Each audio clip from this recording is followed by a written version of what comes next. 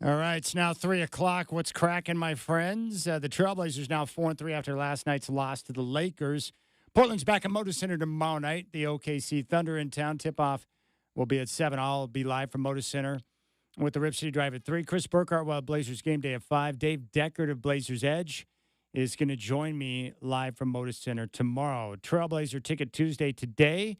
We've got a pair of tickets for tomorrow's game against the Thunder. You can listen to me at 5 for your chance to win, because I care about people. NFL trade deadline, the Seahawks acquired Rashid Shaheed from the Saints for a 4th and 5th rounder in 2026. The Cowboys were busy bolstering their defense, acquired Quentin Williams from the Jets and linebacker Logan Wilson from the Bengals.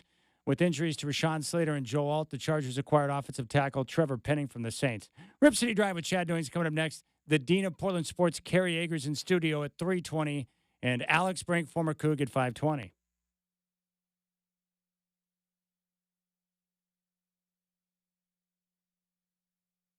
Live from the Coors Light Studios, it's time for the Rip City Drive, hosted by the crazy and often irrational Chad Doing. Coors Light, mountain cold refreshment. Choose chill. You guys are the greatest fans in the world. And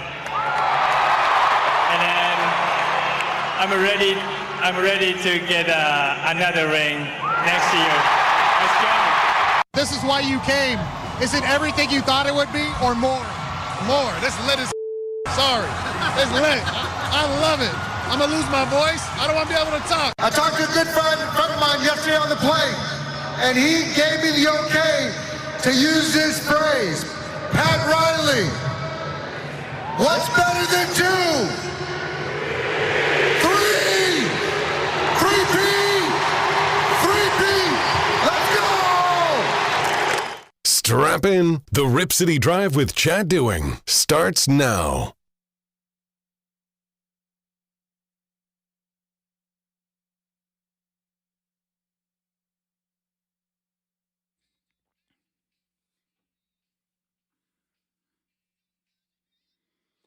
Well, I tell you what, this song hits me like a ton of bricks. Anything that's associated with Rocky, it makes my blood flow through my veins differently. Very nice to hear the Dodgers celebrating at the parade down in Los Angeles. I had no idea that Shohei Ohtani could speak English until yesterday. I didn't know. But he spoke to the crowd and told them they were the best fans in the world and that he wants to win another ring next year. So there you go. The Dodgers were celebrating. Man, what's going on? We got a lot of good things coming up on the show today. Now, I've told you before, I am a man of the people, and it's not a title that I carry lightly, but I'm here to help you. I want to help people, and that's what I care about. So I've got tickets for the game tomorrow. The Oklahoma City Thunder, the defending champs, are going to be in town. It's going to be a tip-off from Moda Center at 7 o'clock, and I've got a pair of tickets for the game, courtesy of Trailblazer Ticket Tuesday coming up at 5. All you have to do is listen to me for your opportunity to win. And as my dad would always say, the only thing better than sports is free sports. My dad was all about the bargain, right? It was always hard when I was younger to get my dad to spend money on sporting events. So when he did, I was happy. And if I can give you tickets for free so that you can take a son, a daughter, or maybe you want a little date night with the honey, that's what I'm here for. So we got tickets coming up at 5. The Dean of Portland Sports, my good friend Kerry Agers, who I love and adore, is coming in studio at 3:20. He's got a new book out, and I think of all the books that he's done, this is probably my favorite. And we're going to talk about the book. I'm going to have him autograph a book for me. Hey, Kerry, hey, Dean, can you sign this for me, please? But basically, it's a book where he went through, genius concept. He put together a collection of his greatest hits, of all the different stories he's written across sport over the course of time, and put it together in a book. So Kerry Agers is going to talk about that at 3:20. And then Alex Brink, former Coug, our college football and NFL insider, will join us coming up at 5:20. Now, if you want to reach out to me, feel free. 503-248-0620 is your telephone number. You can always listen live and follow the show via our free iHeartRadio app. And also every Trailblazer game streams on the iHeartRadio app. And you can also hit me up direct. My telephone number is 360-281-5473. You want access, you got it. I just gave it to you. You can text me. You can send me messages. You can tell me that I'm a joke. I don't care what you do. Just I want the conversation, right? And that's how it goes. 503-248-0620 is the telephone number here on the program. Blazers back in action tomorrow, final home game before they take off on a very long road trip. I don't know why Judge Judy is on in the studio right now, but there's a guy on Judge Judy right now. His face is jacked up. And I will say this. I don't know how old Judge Judy is, but I think she's kind of hot. There's something about her that I like. I'm down with Judge Judy. It's a good show. I like her. You can tell that she's a lady that's in control of her courtroom, and she doesn't take nonsense from all these losers, and I like that. Judge Judy. All right, a lot of different things to talk about. NFL trade deadline. I will touch on some of those details as well. The Seahawks got help at receiver. The Cowboys needed help on defense after what I saw last night against the Cardinals. They suck, and they needed D help, and so they went out and grabbed Quentin Williams from the Jets. They brought in a linebacker from the Bengals. The problem is for Jera, it's probably going to be a little bit too late. They sit in the NFC East where the Eagles are in full control, and there's great competition right now in the NFC. And the crazy part about that game yesterday, you would think coming off the game against Denver where they got, whipped and gave up 44 points, that they might look at this as an opportunity before the bye to kind of right the ship. And they came out there and just got destroyed. The Cardinals coming off a bye, Jacoby Brissett still at quarterback, working under center. They used play action really well. They got pressure on Dak Prescott. They won the turnover battle, and they dominated. That was a big-time win for Jacoby Brissett, who played extremely well last night. And you've got to wonder now if Kyler Murray's days in Arizona are numbered. That the experiment with Kyler Murray at quarterback, if that's going to continue past this year. Now, Jonathan Gannon said that, Brissett's still the backup, but we'll see how it plays out. Now, Brissett is not the long-term answer at Arizona. They're going to have to make other plans, but at least they know they got a capable backup who can come in and play and get the job done. And I like guys like that who stay ready, always prepare. And Brissett's been one of those guys who's been a very successful backup throughout the course of time. But Jerry Jones has got to figure it out real quick. His time on this planet is dwindling. He's getting older. He obviously wants to win a championship, but the Cowboys are nowhere near that level right now. Probably the worst defense in the league. And the problem is they put so much pressure on Dak because they can't stop anybody to have to go out and produce on every drive.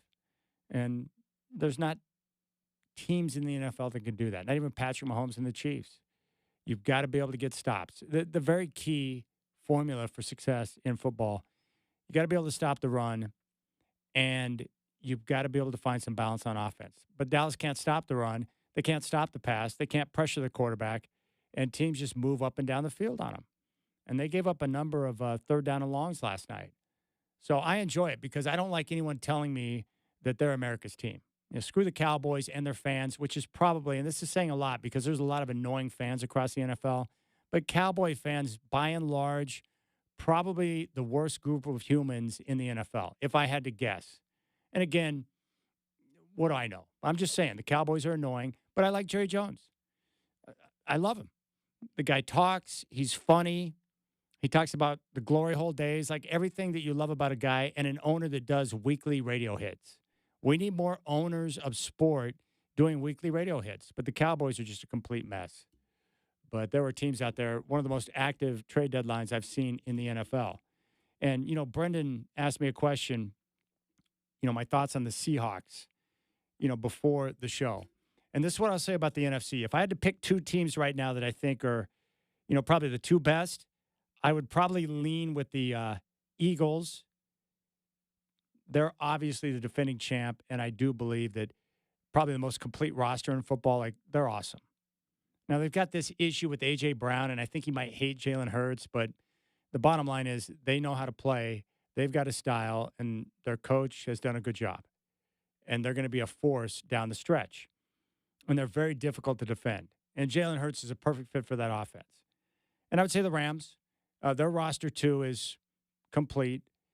Matthew Stafford is still an elite quarterback, and they've got Sean McVay. But after that, you've got these other teams. I think Detroit is legit. I think Green Bay is legit. I think Tampa is legit. And I would put the Seahawks in that category as well. Now, normally I'd throw the 49ers in, but they're so beat up and ravaged by injuries that I can't, for the life of me, seeing them have enough gas in the tank at the end of the year to be able to get through and navigate the gauntlet in the NFC. But what I love about the Seahawks, number one, John Schneider's a genius, and I believe that. He's done an excellent job of drafting over the last few years.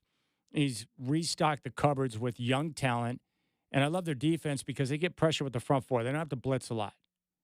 They get pressure with the front, and on offense right now, Sam Darnold's playing as well as anybody in the NFL, including Josh Allen and Patrick Mahomes. He's playing, and the numbers would suggest that right now he is right there at the top, making good decisions, getting rid of the football. The offense is on schedule, and he, along with Jackson Smith and Jigba, have formed one of the most nasty tandems, QB wide receiver in the NFL.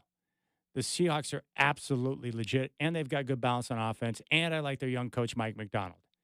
So I guess what I'm trying to say is that the Seahawks, everything they want's right in front of them. They just have to continue to go out and do what they're doing and get better and win games. And boom, you're set. But when you can get pressure with the front four and not have to bring extra dudes, that gives you an advantage. And I like where the Seahawks are at. I also like Tampa, too. You know, Baker Mayfield's playing like a stud. They've been ravaged and beat up throughout the course of the season, but they're a force. And they're a team that you have to take account for.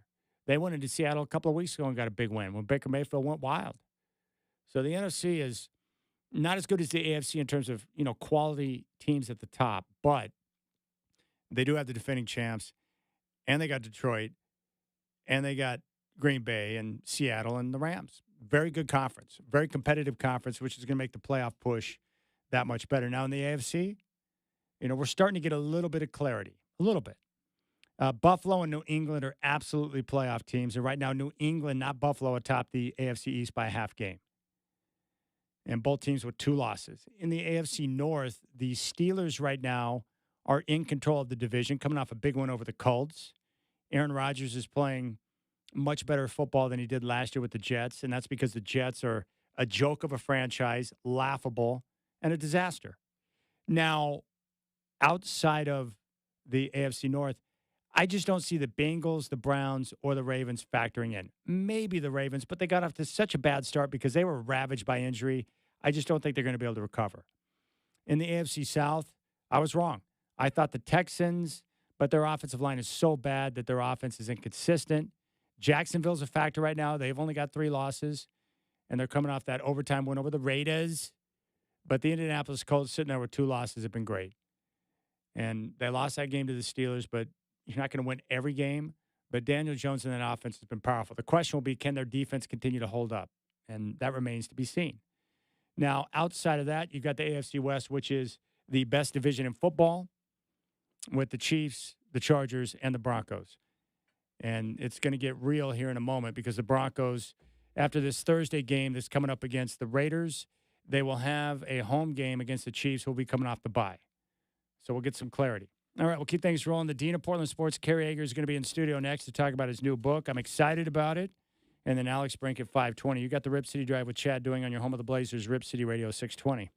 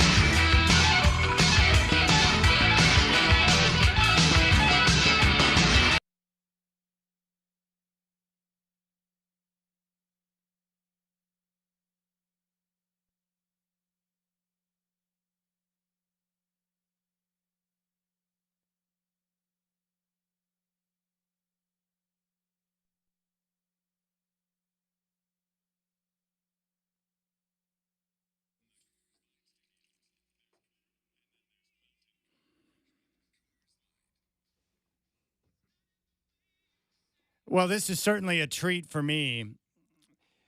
My good friend and longtime writer here in Portland, the Dean of Portland Sports, Kerry is in studio.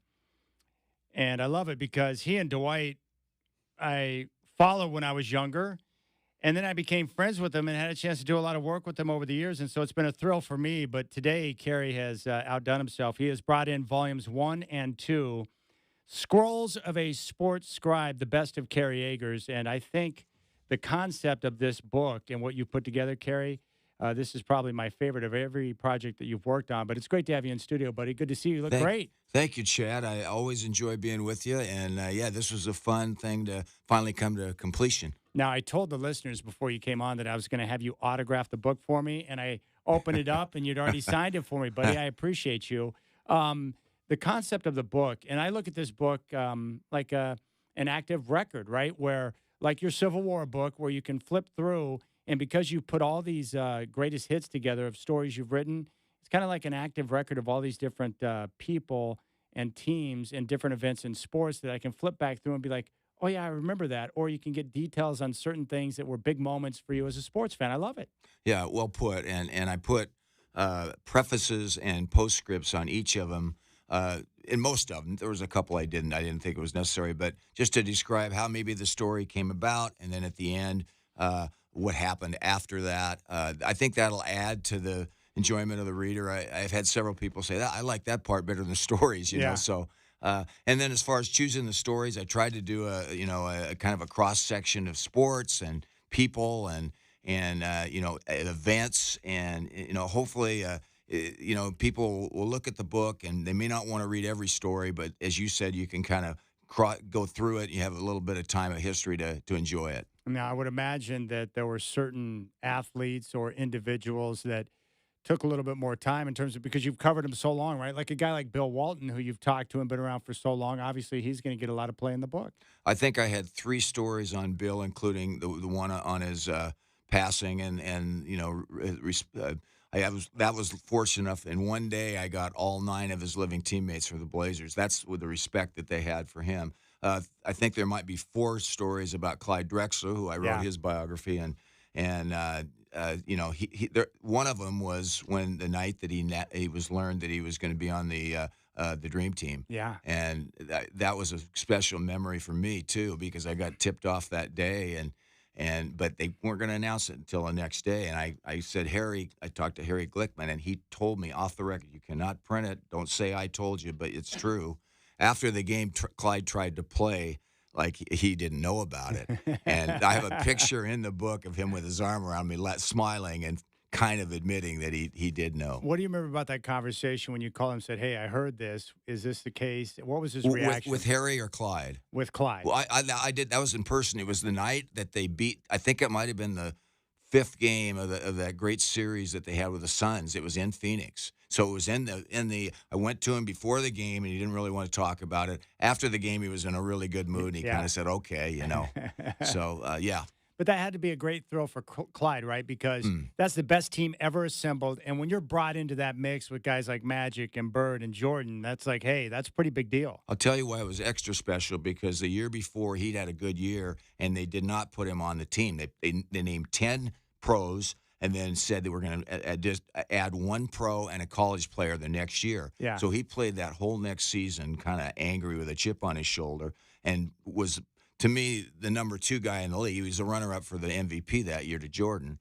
It's totally deserving. So, yes, it was a really special moment. And a well-deserved honor for him because, I mean, you remember that year well when the Blazers and Bulls met in the finals. We all knew Jordan was the best, but Clyde was considered 1B to Jordan that year because Clyde was awesome. Yeah, and Clyde had some good games in that series, but Jordan, there's no doubt. Now, Clyde would never have admitted that he wasn't as good as, but that's the reason those guys are so great, No, that's what makes those athletes so awesome is that they're not going to concede to anybody. And, right. And I respect that. Now, I remember another guy, before your book was finished, that you told me about, Muhammad Ali, who you had a chance to talk about. What was your experience like with the Great One? That was one of those ones where I was working a desk shift. This was in the Oregon Journal back in the Ice Age, and I say about 81, and we got a call that someone called the office. I was 6 yees old in '81. There you go.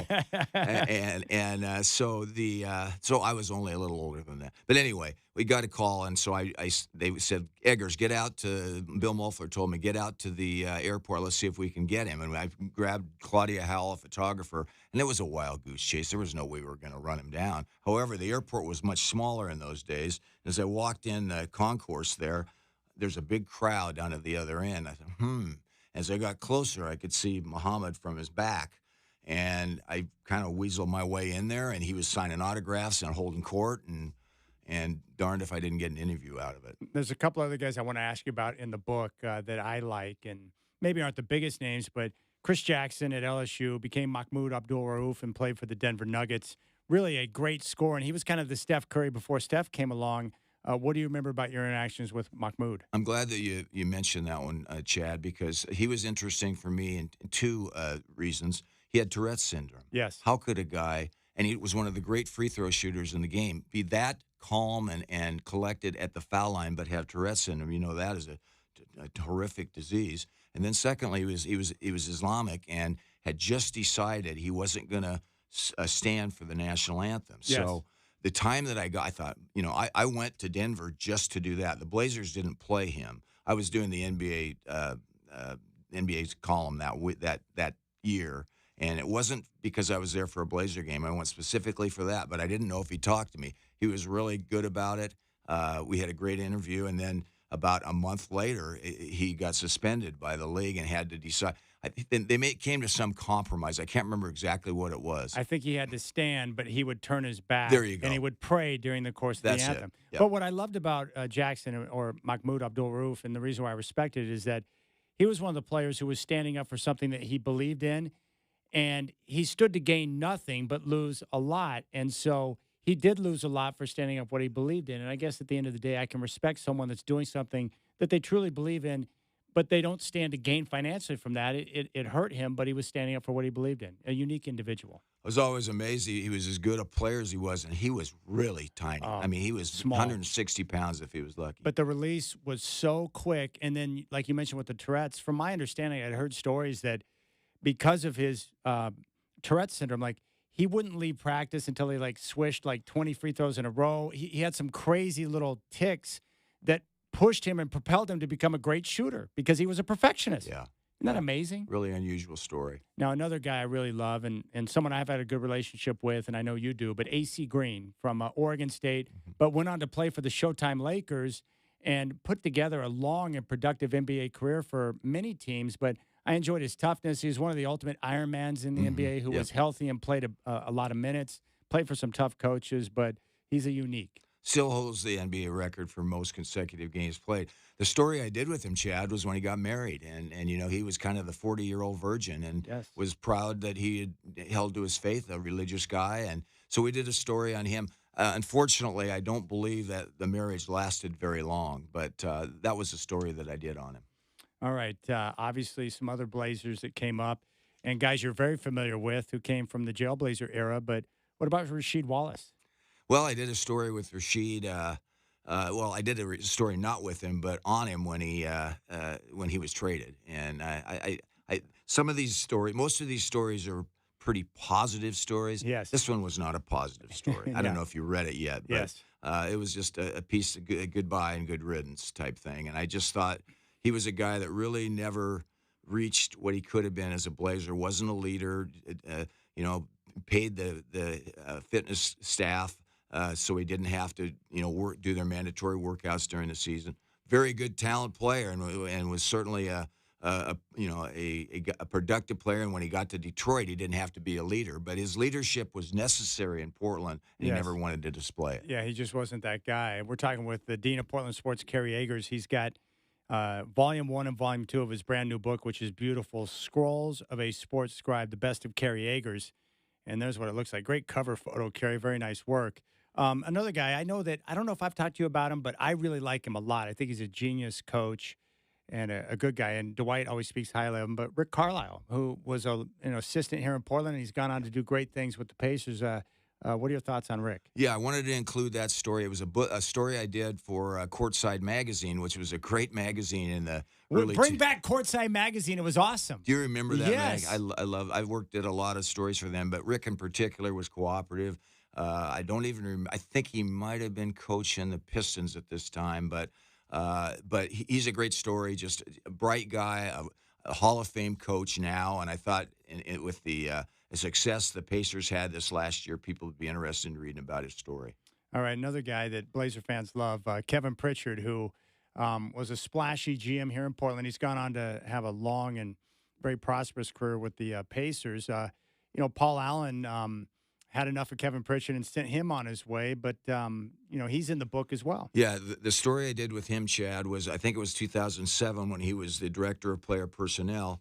He let me into his office. I asked him, I want to do a story on the draft. And so he was very accommodating. I got to see his leader, the board that they had up there, and he gave me an idea what it takes to put a draft class together, to put a scouting group together. I think it was really interesting. I'd never had that kind of indoctrination or to something like that. It was really fun to talk to him. And probably interesting for you. I mean, for a guy who knows the NBA so well, to get behind-the-scenes look and see what they're thinking, you probably found that very stimulating. Similar thing when Mike Riley let me sit down on a coach's meeting at Nebraska. Oh, that story's in there, Yeah, that's great. I have not read that one yet, but I can't wait to check it out. And I know you're real close with Mike Riley, which is awesome. Another guy, too, and I love it when you would write stories on the Ducks, but Chip Kelly, who had the greatest run at Oregon you're ever going to see. Chip Kelly's one of those guys where he's brilliant. He can be engaging, but at times he can be a pain in the ass with the media. Talk about your story on Chip. Yeah, well, I think I've written 4 or 5 stories on him once when he was with the Niners, but most of them when he was with the Ducks. And he was not the most media-friendly guy. But for some reason, I had good luck with him. I liked him. You're right. He's kind of a provocative guy, and he certainly didn't suffer fools gladly. But he was such an innovative coach, and we talked about why he was what he was, and I thought it was fun to talk to him. Yeah, that's great. What about Shaquille O'Neal? Oh, Shaq was so good, so good to talk to, and so funny. I was there his rookie year, second day, not media day. I wanted to come in when there wasn't a huge crowd. And if I recall, wasn't his draft here in Portland? Or was that the David Robinson draft? Well, let's see. That's a great question. I think it might have been, but I don't know. Okay. Sorry. But anyway, I flew to Orlando, and it was the second day. There was, other than the Orlando media, there was no other out-of-town guys. I got to walk with Shaq from the arena to the training center, which is, a quarter of a mile away. We talked the whole time. I got to watch him. I mean, the access we had, Chad, in those days was so different. And I really did get to know Shaq, not quite as well as Charles Barkley or Karl Malone, but fun guy. But but those guys right there that you just mentioned, like Karl Malone, Charles Barkley, Shaquille, those are 3 of the best guys to deal with over time, right? I think so. I've got multiple stories of Karl and maybe just one of Karl, but a couple of Charles. Charles is such a quote machine. And I think I've told you this story. He was so great with names, Chad. The second time I ever saw him, I'm just a podunk guy from Portland, Oregon, and he remembered my first name. And how do you do that? That's awesome. So I think most writers really enjoyed talking to Charles. That's great. Yeah, Brenden just confirmed the Shaq draft was here in Portland, which is cool. What about Hank Aaron? I know you're a big baseball fan. That was just a story that I did on his death, and how I became a fan of his as a young boy, and I always appreciated the demeanor that he showed. He was a mild-mannered, classy, had a lot of integrity. I actually got to meet him. He was the grand marshal of, I don't know if it was the Rose Parade. It was something to do with the Rose Festival one year. I was just out of college, and I volunteered to do a story on him. And I had to admit in the story that it's the first and only time I ever asked for an interview from an athlete. But I'm sorry, an autograph from an athlete. And I still have that somewhere. Oh, you do? That's great.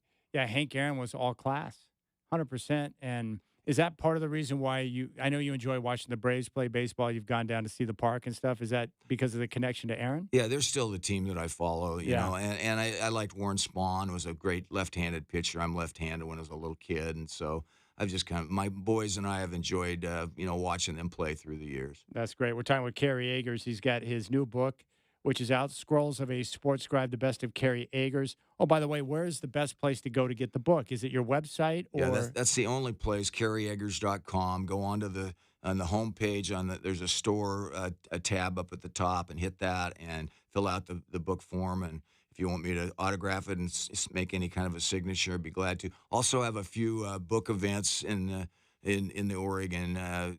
We just had one down in Corvallis on Saturday, so keep an eye out for that. I'll alert people via social media. Okay, what about your story on Tiger Woods? So that was when Tiger was a junior, I think his last year at Stanford, and it was a Pac-10 tournament down at Stanford, and they said, let's go down. He was set to come back to Portland, Chad, to defend his two-time U.S. amateur champion. This was it. Could he win 3 in a row? So they wanted a story to bring him into town. So I spent 3 days down there.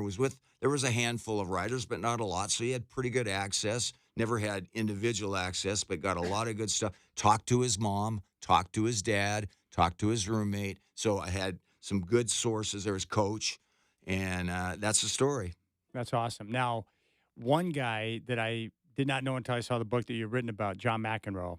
And I'll give you a quick story on McEnroe. I was talking with John Oates of Hall & Oates. I interviewed him once, and he was like a club. He played tennis growing up, John Oates did, and he was like a club tennis player. So he had some game, and he was friends with, I think, Mats Wilander. But back in the day, he would get invited out because what they would do is Mats would they would get a place to stay there in New York, and they would have a tennis court in the back, and they would have the tennis court surfaced similar to what the conditions would be for the U.S. Open. And then he would invite other pros to come over, and they would work out and play together to be able to get ready for the Open. And, so Oates comes over, and he's like, who's out there hitting balls right now? He goes, oh, that's McEnroe. So, Oates walks out there and is like, hey, I'm John Oates. And they introduce himself, and John's like, well, you want to play?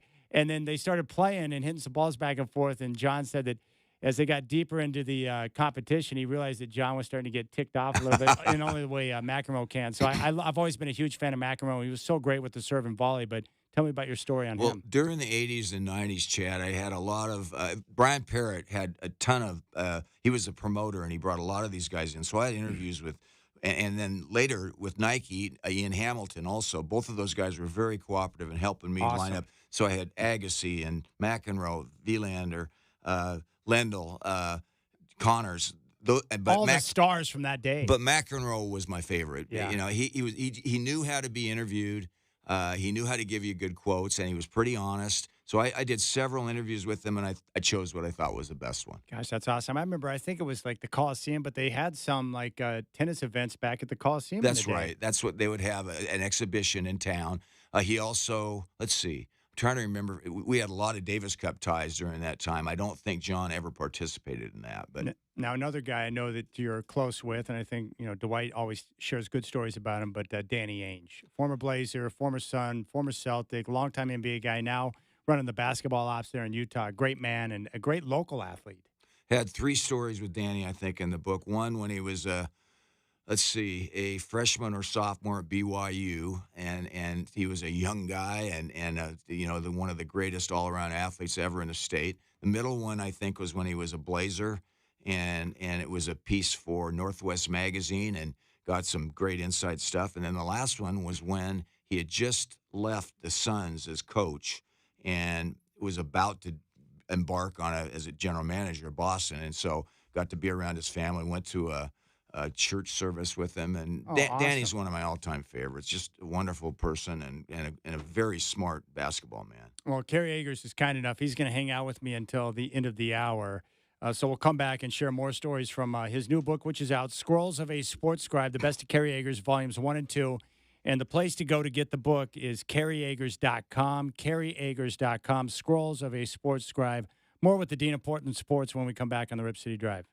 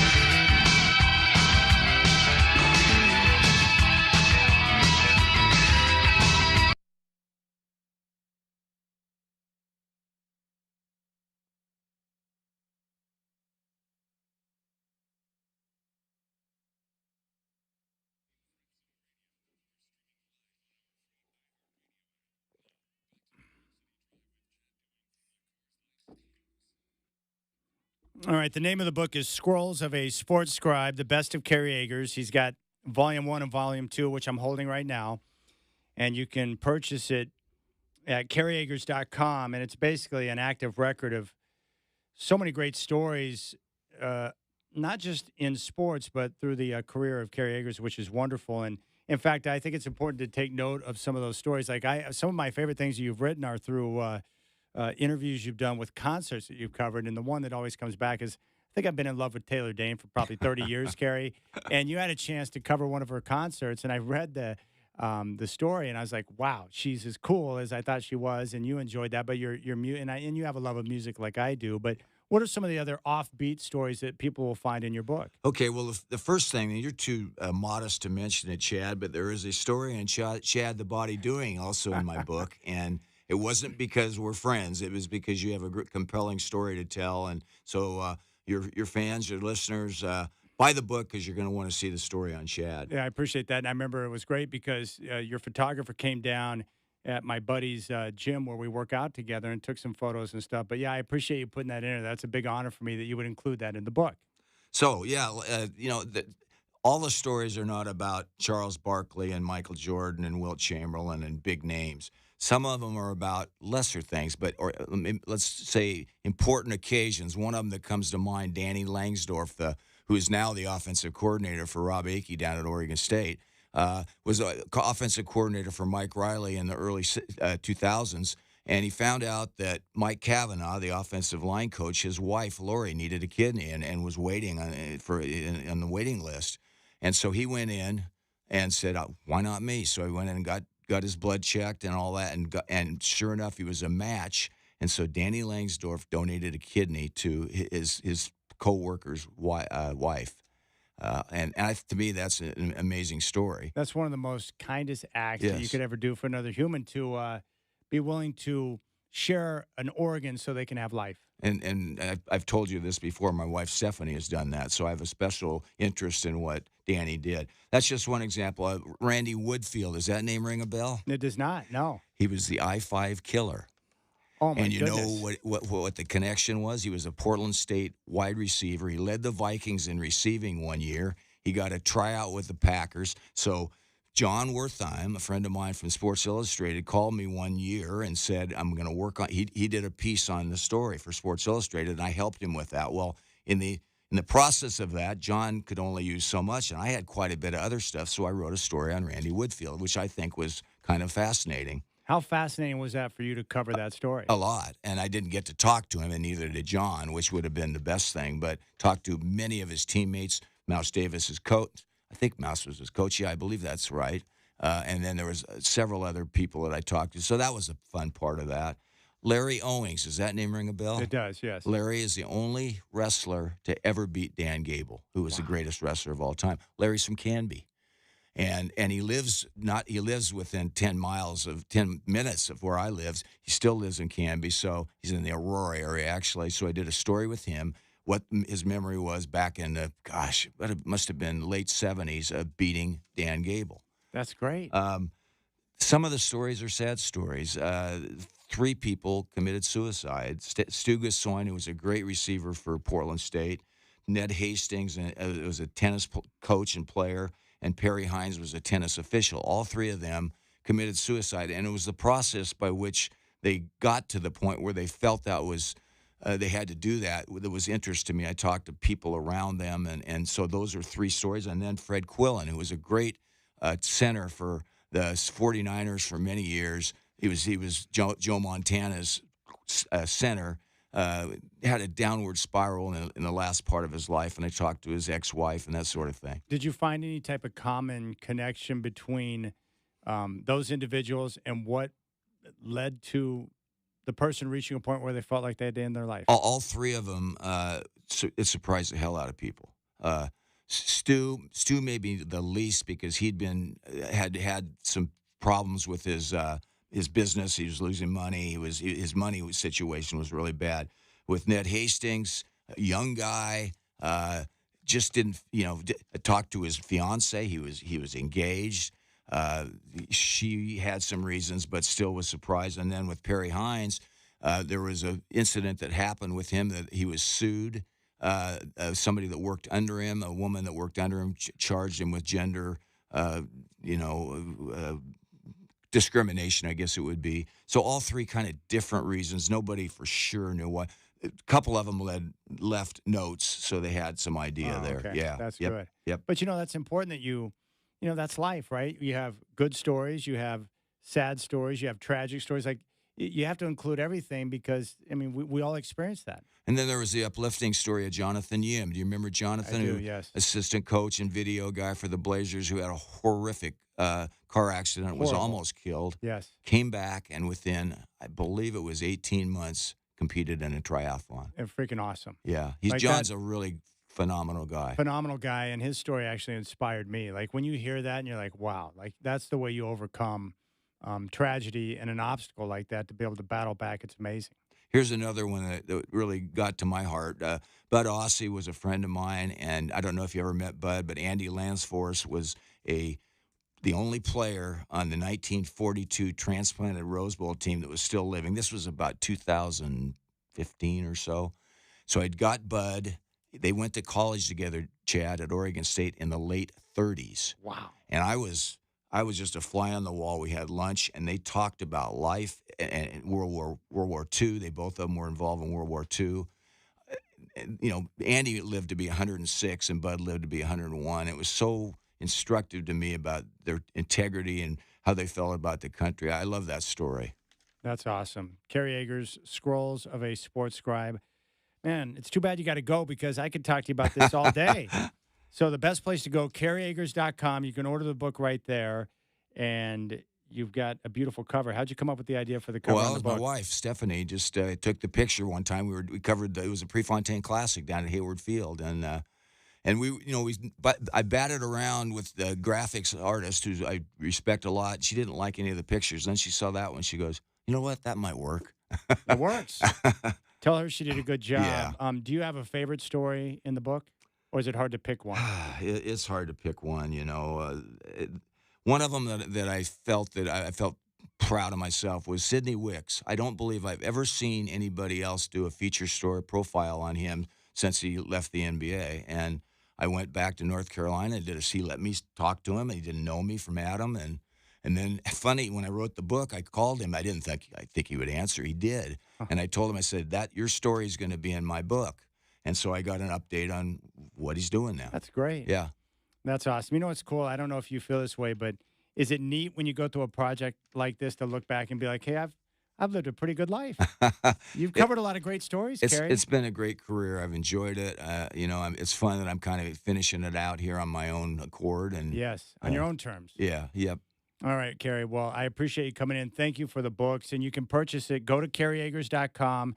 The Best of Kerry Eggers, Scrolls of a Sports Scribe. It's a beautiful book, and it's basically a record of so many different stories throughout the course of his career. I know you're going to enjoy the read, and like me, you're going to be like, I forgot about that. Yeah. And you'll enjoy reliving it once again. Thank you, my friend. Thanks, Chad. All right, we'll keep things rolling. Alex Brink will stop by to talk football at 5:20.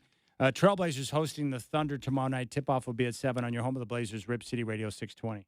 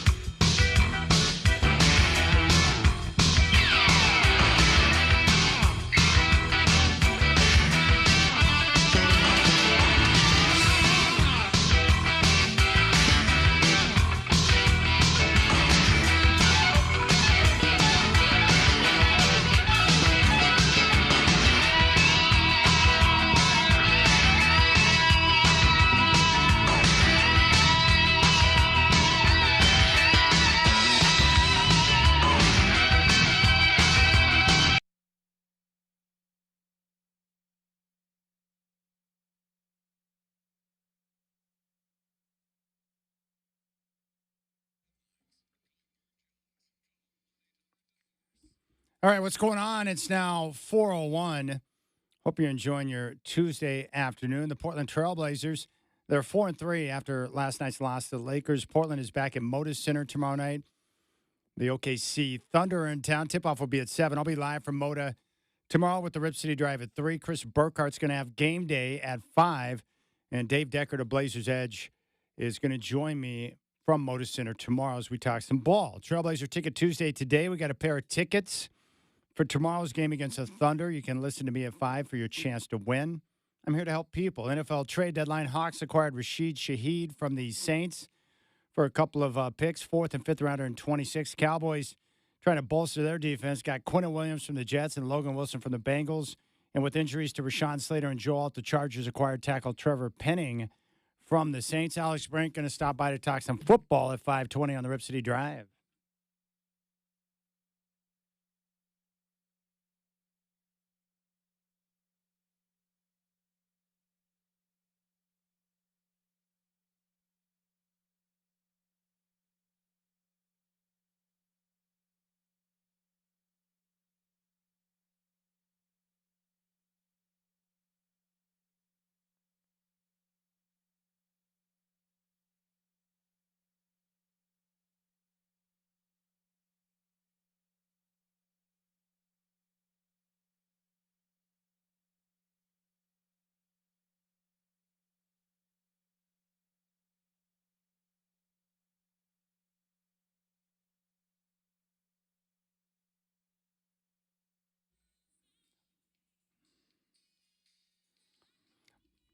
Yeah, I would classify this in the great category for Whitney Houston.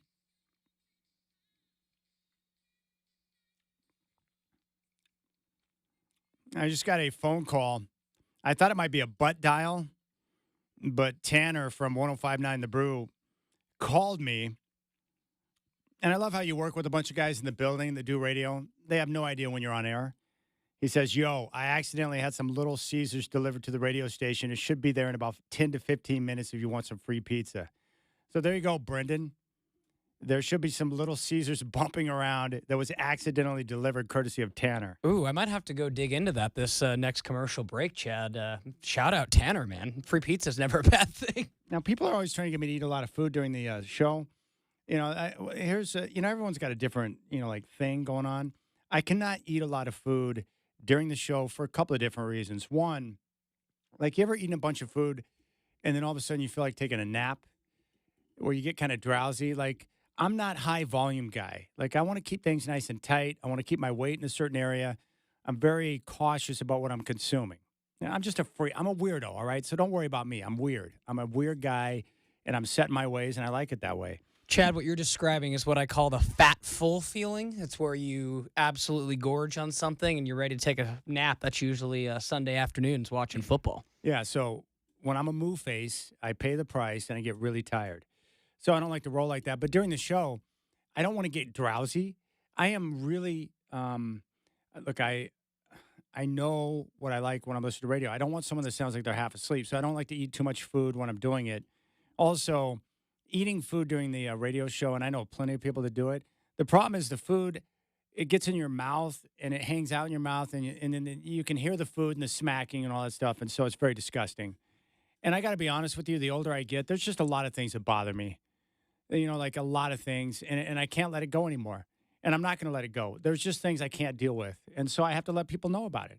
Like, for instance, people that slurp the milk out of their bowl when they're eating cereal. Like, after all the cereal's gone and you drink the milk and slurp it out, it grosses me out. My daughter does it. Like, if you do that, I'm probably going to hate on you in my mind. I don't like that kind of stuff, man. Quit slurping your milk out of your bowl. And so I tell my daughter, it's like, if you're going to do that stuff, just take it somewhere else. I don't need to hear that. I don't like it, to be honest with you. So it's just things like that. So smacking of the food or people that crunch their ice cubes, there's just a lot of little things that bother me. And so I'm trying to be respectful. But the problem is, so what I do is I drink copious amounts of caffeine, and then I eat little nutrition protein snacks during the show. The worst thing you can eat on radio, a couple of different things, but nuts is number one. Nuts is the absolute worst.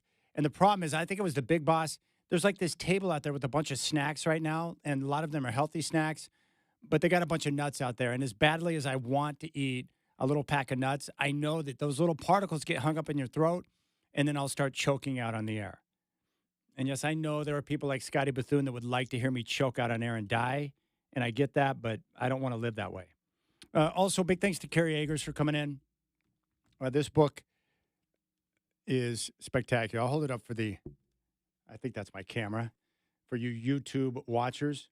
The book is awesome, and I encourage you to buy it because you sports fans are going to love it. And the experience I've had, I mean, we're talking about so many different stories over the years from Kerry's long and illustrious career, and it is a actual record.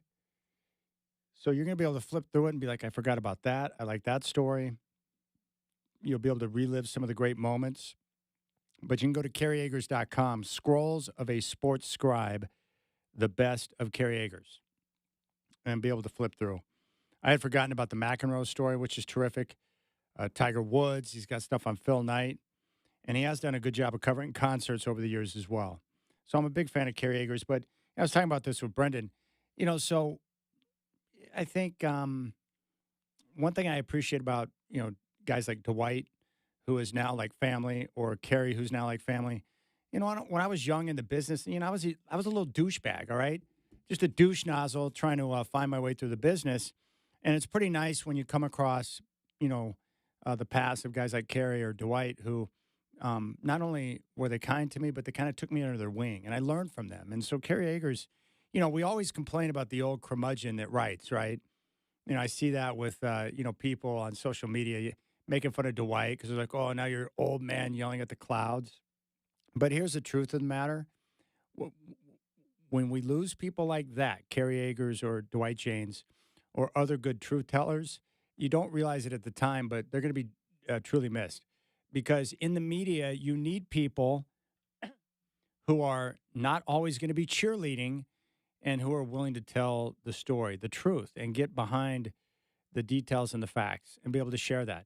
Even if it irritates fans or pisses off some people, you need truth tellers. And those two guys have done it that way for a long time. Now, for me, the connection is pretty obvious. And I know for you younger listeners out there, you can't relate to this, but when I was in junior high and high school, you got to remember this is before the internet. So there were no websites, there were no electronic media spots. You had to get all of your sports scores and stories through the newspaper. And when I say newspaper, I'm not talking about a website. I'm talking about the actual fish wrap where you would go and you used to have to drop like 25 cents, or when they started raising the price, like 50 cents in a little machine, and the door would pop open and you pull out a paper. Or when you were in high school, you go into the library and you walk past the card catalog, which is, by the way, one of the most annoying things of all time with the Dewey Decimal System. And they'd have the newspapers, the Daily Oregonian, up on the, they had like these long like poles, like these wooden rods that they'd put the paper on, and you could lay it out on the table in the library and read through the paper. So I was a sports guy. I was a sports fan. I needed to know what was going on with the Trailblazers. So the first thing I would do before school started is I would go to the library, pull out the fish wrap, and I'd open it up and read what Dwight and Kerry had to say. And that was my religious activity in the mornings to keep up on the Trailblazers and everything in the world of sports. And they actually used to print box scores in the newspaper, if you can believe that. How many yards they rushed for? I don't know. Let me flip open the fish wrap. But that's how things were done back then, before the internet. And so I read them. So when I met them and they actually were nice to me, I was like, that's kind of nice. But I encourage you to get the book. You will really enjoy it. Scrolls of a Sports Scribe, the best of Kerry Agers. By the way, the basketball game last night with the Blazers and Lakers, highly annoying. I thought, I get stuck in this trap occasionally where you're like, oh, easy win tonight. You see the injury report, you see the line, the Blazers favored by 3.5. All of a sudden it shoots up to 8.5, 9 because no Luka, no Austin Reeves, no LeBron. It's basically the South Bay Lakers rolling to town, and the Blazers get a chance to chalk up another win. Portland last night, 9 of 40 from downtown.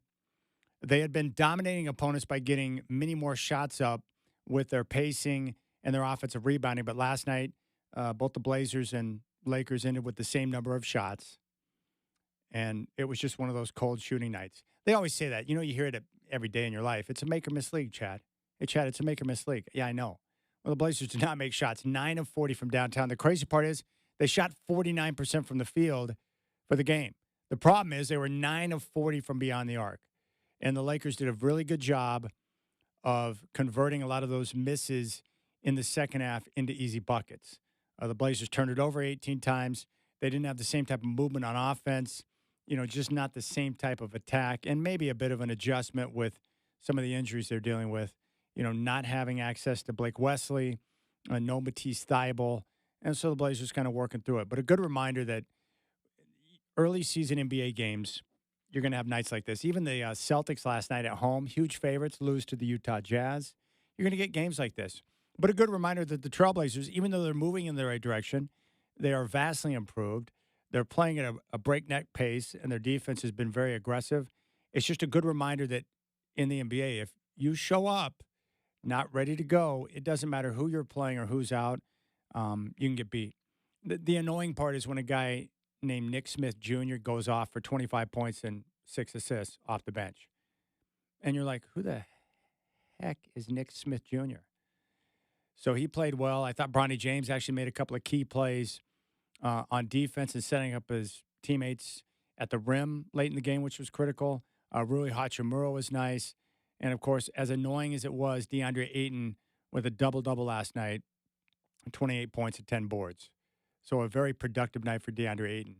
And, the Blazers, you're going to have games like this. You don't need to overreact. It's one game early in the season over the course of 82 games. The truth is the Blazers are going to win some games this year that they shouldn't have, and they're going to lose games they should have won. Last night would be one of those examples.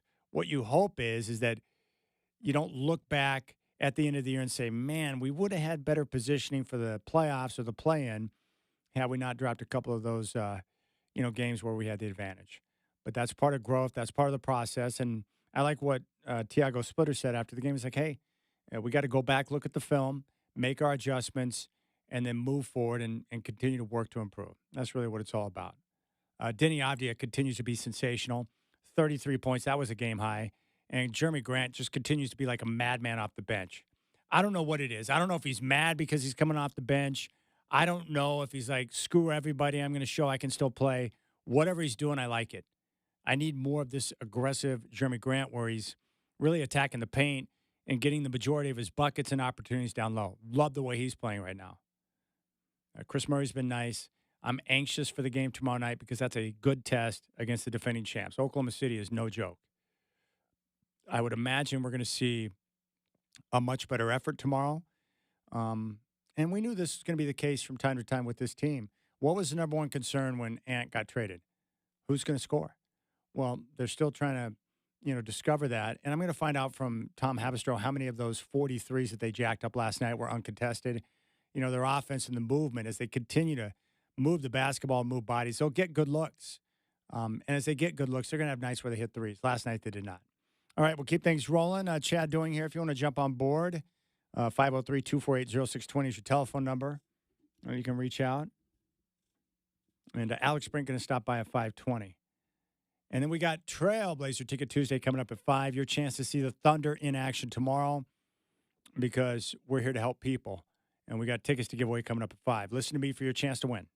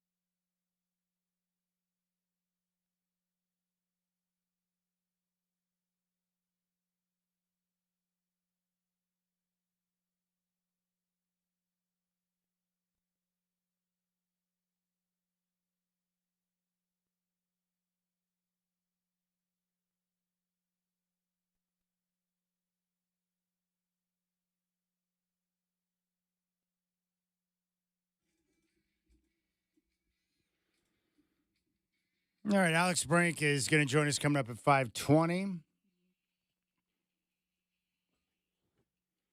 The telephone number here is 503-248-0620.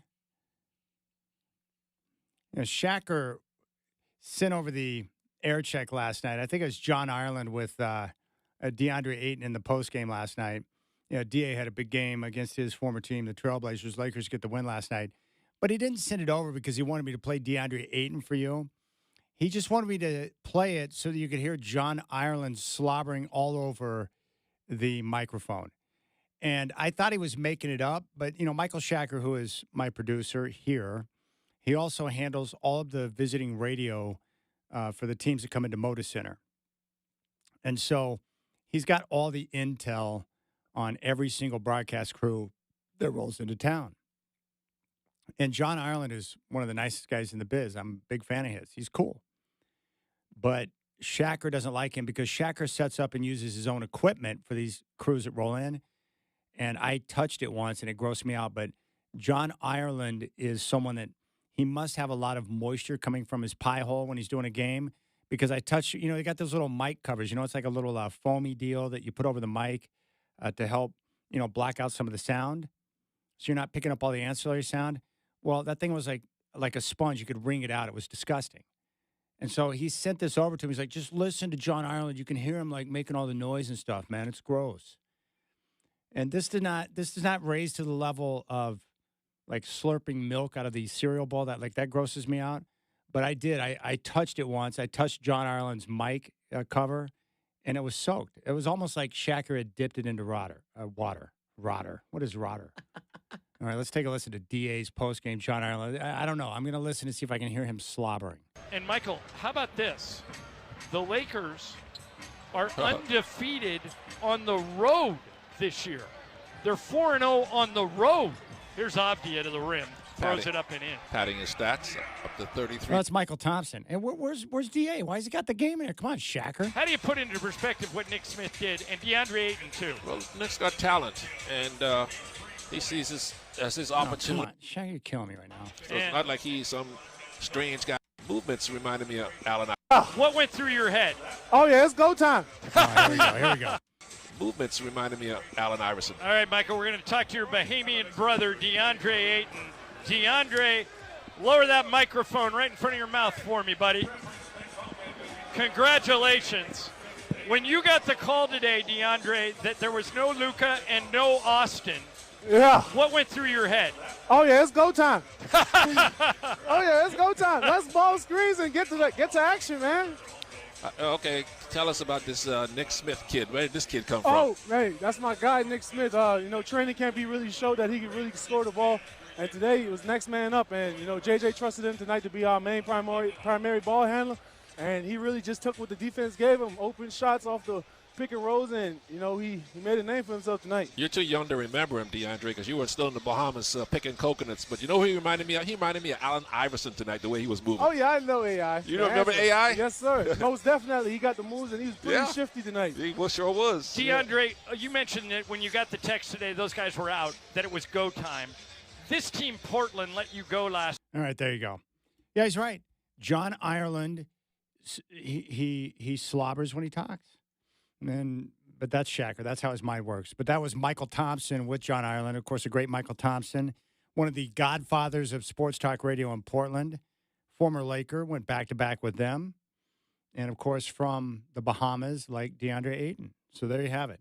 Yeah, Nick Smith Jr., some of these guys in the NBA, it's just a matter of getting to the right team and getting the right opportunity and showcasing what you could do. And the Nick Smith Jr. that we saw last night is a guy that can play in the NBA. There's no question about it. Much like we're seeing with Blake Wesley, unfortunately, he got, the broken bone in his foot, and he's going to miss time now. But, you see him in Portland in the right role, in the right opportunity, showcasing his talents as a lengthy defender, a guy that can create ball pressure. I like those type of opportunities for young guys. And so, we'll see how things continue to shake out. But, the Blazers, they're going to be fine. I mean, hey, if I would have told you going into the year with the schedule that they have, that they'd be 4-3 after 7 games, getting ready to take on the Thunder, you would have taken that. So I like where they're at. And the most importantly, if you take everything as a whole, let's look back. So, game one, after game one against Minnesota, one of the best teams in the NBA, their coach gets arrested by the FBI. And this is real. This is not like some type of movie I'm describing here. So you go through training camp, you prepare. You have this phenomenal offseason where you draft a hopeful center from China in Young Hansen. You make a trade unloading Anthony Simons and bring in Drew Holiday. And then Damian Lillard is bought out by the Milwaukee Bucks, providing a pathway for him to return to Portland. He signs a deal with the Blazers. And then you go through camp and you've got all of these great stories. And then after game one, your head coach, who just got an extension, is arrested by the FBI. Like, that's a crazy story, but it happened. And so I think when you look at that and the way they responded to that adversity by whacking the Warriors, going 2-1 on the road trip, coming back and upsetting the Denver Nuggets, and now getting ready for a game against the Thunder at 4-3, I'll take that all day. Usually I'm the one to complain and whine about things, but I'm here to provide a positive perspective. That's good news for the Blazers because they're playing the right way. And I would say this about Tiago Splitter, because I'm sure you've talked about this with your buddies, but I've had a number of people who have reached out to me to say, man, I think Tiago Splitter, he looks like the real answer. It's a blessing in disguise that he's now the head coach. Well, I think Tiago Splitter's done a great job. And I've told you what I've heard from Dwight and others who are around the league, that he is one of those guys that many believe have a chance to be a bright coach in the NBA. So I think the Blazers are very fortunate to have him on the bench. I think the Blazers are fortunate to have a guy like Tiago Splitter who can step in a difficult spot and be able to handle the coaching duties. Like, that's great. But we need more time. He's had 6 games. I think we should let this breathe a little bit before we start, trying to decide what he is or what he is not. The good thing is he's got a great chance to, coach right now and showcase what he can do. And maybe that turns into an opportunity with, the Blazers or somebody else. But I'm excited for him because I like Tiago Splitter. I like his demeanor. The players seem to respect him. They play hard for him, and those are all good signs. But at the same time, let's not forget who laid the foundation for the play that we're seeing right now. I know many of you don't want to do this, but you got to give credit to Chauncey Billups. He deserves a lot of credit for what we're seeing right now because he's the one that laid the foundation and changed the culture to where defense became the calling card, something we never thought was possible here, but he did. He made it the Blazers' calling card, and we saw it for the second half of last season where they really started to get nasty defensively when they were top 5 for 41 games. He also had the understanding that he needed to go out and change his coaching staff to be able to get this team to the next level. That was a Billups decision based on his vision for the team. So he laid the foundation. So Billups deserves credit for, the culture and the defense and the understanding that he needed different assistants to get this group to the next level. And then we can credit Tiago Splitter for the work he's done stepping into a difficult spot. So they both deserve credit. But he's going to have a chance to grow into the role. The wild card in all of this, of course, is having a new owner. We don't know what is going through the mind of Tom Dundon or what direction he'll want to take. My guess would be, let's say that Chauncey Billups is never going to have an opportunity to coach again. Well, you might want to keep some continuity with the group of players that you have. Young core that's been together. As I've told you before, I'm a big believer in continuity. So maybe it's an opportunity for, Tiago Splitter to, continue to coach out this year. We'll see what he does and what type of production he gets from the group. And then maybe Mr. Dundon wants to make Tiago the full-time guy. The one thing I've not gotten clarity on, and I think this is the way it works, right now his title is acting head coach, which to my knowledge, any win that he gets right now as the acting head coach, it goes on Chauncey Billups' record. Now, if he were the interim coach, it would go on his own record. What I don't know, let's say that Tiago Splitter coaches this team. Let's say they live up to the expectations that I had predicted. 45 wins, and they're involved in postseason play on some level. that would put him in contention for Coach of the Year. If you're the acting head coach, can you earn that award? I don't know the answer to that. I don't know the answer. But what a great opportunity for Tiago. And I think he's very stern and hard on the guys at practice, but he's got a very cool demeanor during games and with the media. He's an interesting guy. And, he's got, that delivery. He's just cool. I like the way he operates. So we'll see. And he's the mastermind behind the offense. So he knows what he's looking for on that end. He knows how he wants his guys to play. And they're going to continue to play fast and play really hard. And what's going to be cool is throughout the season, most teams are not prepared, nor do they want to play that fast and have that much pressure. So it's going to be an opportunity for Portland to continue to collect wins throughout the year because they're going to catch a lot of teams off guard. Why are they're picking us up 94 feet? What the flip's going on here? The NBA guys are a little more casual than someone like right up in their grill and pushing the tempo constantly. It's going to be tough because the Blazers got to be in good condition. Fatigue will be a factor at times. And, of course, they're playing so hard. Every time Denny Avdia crashes to the floor, I grip. I'm like, great, here goes another injury. It's like, Denny, stop falling, man. You got to protect yourself, brother. You have to protect yourself. And, by the way, just seeing some of the texts that have rolled in, I'm not the only one that's down with Judge Judy. She is awesome. Yeah, Judge Judy is pretty sweet. All right, 503-248-0620 is the telephone number. 503-248-0620. Yeah, you can reach out to me if you would like.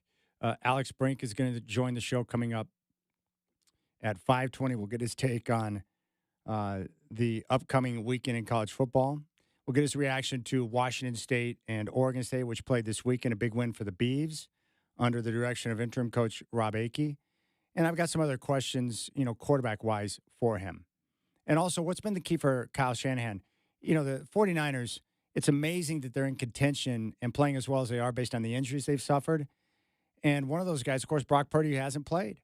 But Mac Jones has stepped in. He's got Mac Jones playing at a high level, making good decisions, running the offense on schedule, and doing all the little things you want him to do. It's very impressive. But my big question, of course, is how does he do it? Well, Alex Brink was drafted by the Houston Texans, and when he went there, Kubiak was head coach. Kyle Shanahan was on the staff. So Brink's got a lot of great knowledge on Kyle Shanahan and what makes him work.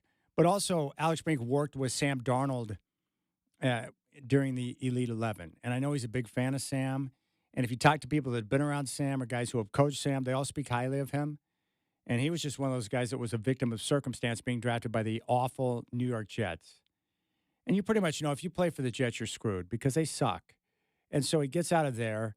He winds up in San Francisco land with the 49ers, and he's rejuvenated by Kyle Shanahan. And now you look at the 49ers like maybe they should have kept Darnold and let Brock Purdy go. That's how good Darnold's playing. I'm just happy for Darnold because I really like him. But what we're seeing right now with his play is last year with the Minnesota Vikings when he played so great, it wasn't just a one-off because he's continuing the same type of thing up in Seattle. The decision-making, he's not turning it over. He's running the offense on time, and he's delivering the football on time and on target. They looked lethal in that game against Washington. 13 of 13 and 4 touchdowns is a pretty good way to start the game. But I think the Seahawks are legit contenders. Are they at the level of Philadelphia? I don't know. Are they better than the Rams? We're going to find out with time. But I just like how they're playing right now. Like their coach. They were aggressive, bringing another receiver from the Saints. So that tells you that they think they've got something special and have a chance to make some moves in the postseason. And that's a good thing. So if you're a Seahawks fan, I think you should be very happy. With the 49ers, if you're a 49er fan, you should be happy as well because your team continues to play good football. I just wonder if they're going to be able to overcome all the injuries and continue to compete and play at a high level. And can they avoid more attrition? Because it seems like every game they play, more guys get hurt. It sucks. Interesting. On the news right now, rise in nitrous oxide. I've been telling you for years, if you go to the dentist and don't get the nitrous, you're crazy. It's one of the greatest things I've ever experienced in my life. They put the little mask on your face, and I had a friend of mine who's a dentist tell me that, when they turn it on, tell them you can't feel it, and they'll continue to crank it up until they get to the max level, and then you'll be tingly all over. I don't like going to the dentist, but when they strap that mask on and I start taking in the nitrous, 5 minutes in and every thought is euphoric. I wish we had a nitrous tank in here. I just hook that mask on right now and continue to do the show. Yeah, Chad, can we work that into the iHeart budget? Have you tried nitrous yet? Oh, yeah. No, I've unfortunately had lots of. I've never had great teeth, Chad. So I've had fillings and root canals and this and this and that throughout my life. And yeah, I can definitely. I don't really care about all that. I'm just asking about the nitrous. Yeah. Do you like the impact of nitrous on your body? For sure. I mean, it relaxes you, calms you down. It's been probably, 10 years? But man, I used to love getting that nitrous before you went to the dentist. Like every single thought. I laugh at everything the dentist says or the hygienist. Normally I have a lot of negative thoughts that roll through my mind, but not when I got the nitrous, man. That stuff's wonderful. All right, Trailblazer Ticket Tuesday's coming up at 5. The tickets are for tomorrow night's game against the Thunder. Tip-off from Moda Center at 7 o'clock. And just a reminder, every single Tuesday throughout the entire basketball season, it is Trailblazer Ticket Tuesday here on the Rip City Drive.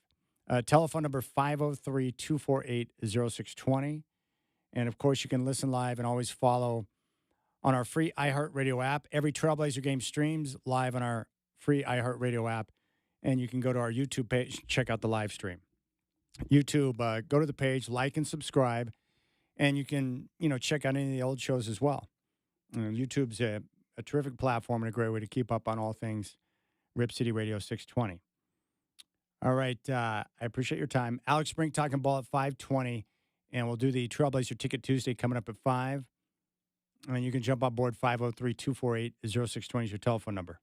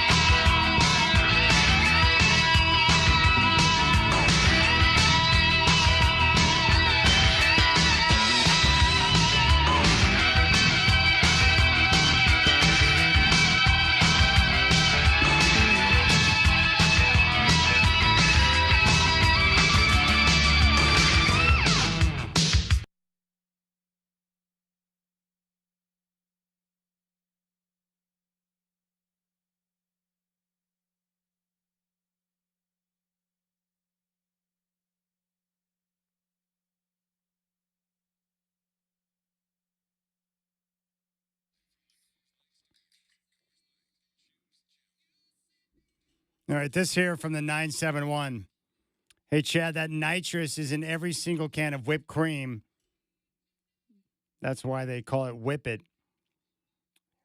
And when you grab the can, do not shake it up. Push the top of the Whip It and suck in all the gas and just hold it in as long as possible. We used to do that at Red Robin. That was one of my first jobs. In fact, it was my first at Red Robin. But the cans of whipped cream that were in the cooler, the walk-in cooler, we were hitting that for the nitrous. We did do that. Probably not appropriate, but we did. And so you get a little high for a few moments. It was very nice. Nonsense. Total nonsense that went on there back in the day. Telephone number is 503-248-0620. Let's go out to the phones. Mary in Portland wants to jump on board. Mary, I appreciate the phone call. Welcome to the Rip City Drive. What's on your mind? Hi, thank you for taking the call, Chad. It just seemed kind of quiet, so I thought I'd call in and say hello. First of all, I hope you enjoyed that eagle. I don't know if you were able to get to it or not. It was amazing. I can't believe it. So just so you know, Mary, I had run into her, and she was telling me about some of the different stuff that she made. She's a very good cook. And so she said, I will bring you some meatloaf, I promise. And so at the Blazer game the other night, she came by as promised and hand-delivered me some grub right there at Press Row. It was sensational. And I'll tell you what, Mary, that is the fastest way to a man's heart right there. Nice work. Well, you're welcome. I hope that it was worthy of your compliment. I appreciate it. Well, it was great. Very kind. Yeah. So I guess, I was at the opener, and I did feel the gut punch the very next day. Yes. It was, I've really been rooting for Chauncey. I've enjoyed his coaching, and I appreciate that you're continuing to be supportive. You're not throwing under the bridge, and you're saying, he is a big part of the reason that the team is where it's at today. Yes. And so I hope he is doing well. If he happens to hear some sentiment, maybe it's a little bit different than what he sees or hears a lot of. And I hope his family and him are safe and well. That's what. Yeah. And, if Splitter gets credit or not, to me, that's like kind of small stuff. It's like, we'll see what happens in the long run. And if he's going to build a long-term career being a head coach, then it'll all balance out. Yeah, I agree with that, Mary. And I appreciate the phone call. And thank you for the meatloaf. It was phenomenal.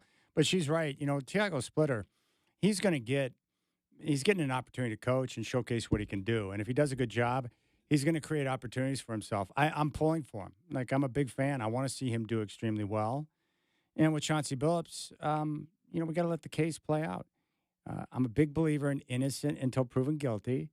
So let the case be presented and let Chauncey put together his defense, and we'll see what details come out. And an opportunity for him to prove his innocence. And I like Chauncey. And I've made that very clear. I like him. I think he's done a good job in Portland. I was thrilled when he got the contract extension, for him a chance to come back and continue to build, because he's had to learn on the job. And when he took over, he had no head coaching experience in the NBA. And I enjoyed him as a player. And you talk to people that know him, they all swear by him, the people that know him. So we'll see how the case, shakes out. But I'm pulling for him, and I'm hoping that the allegations that are put together and thrown at Chauncey are false, that they're not true. And, it's got to be a very difficult time for him. I had that conversation with Michael Franzese last week, former crime boss in the New York Colombo crime family.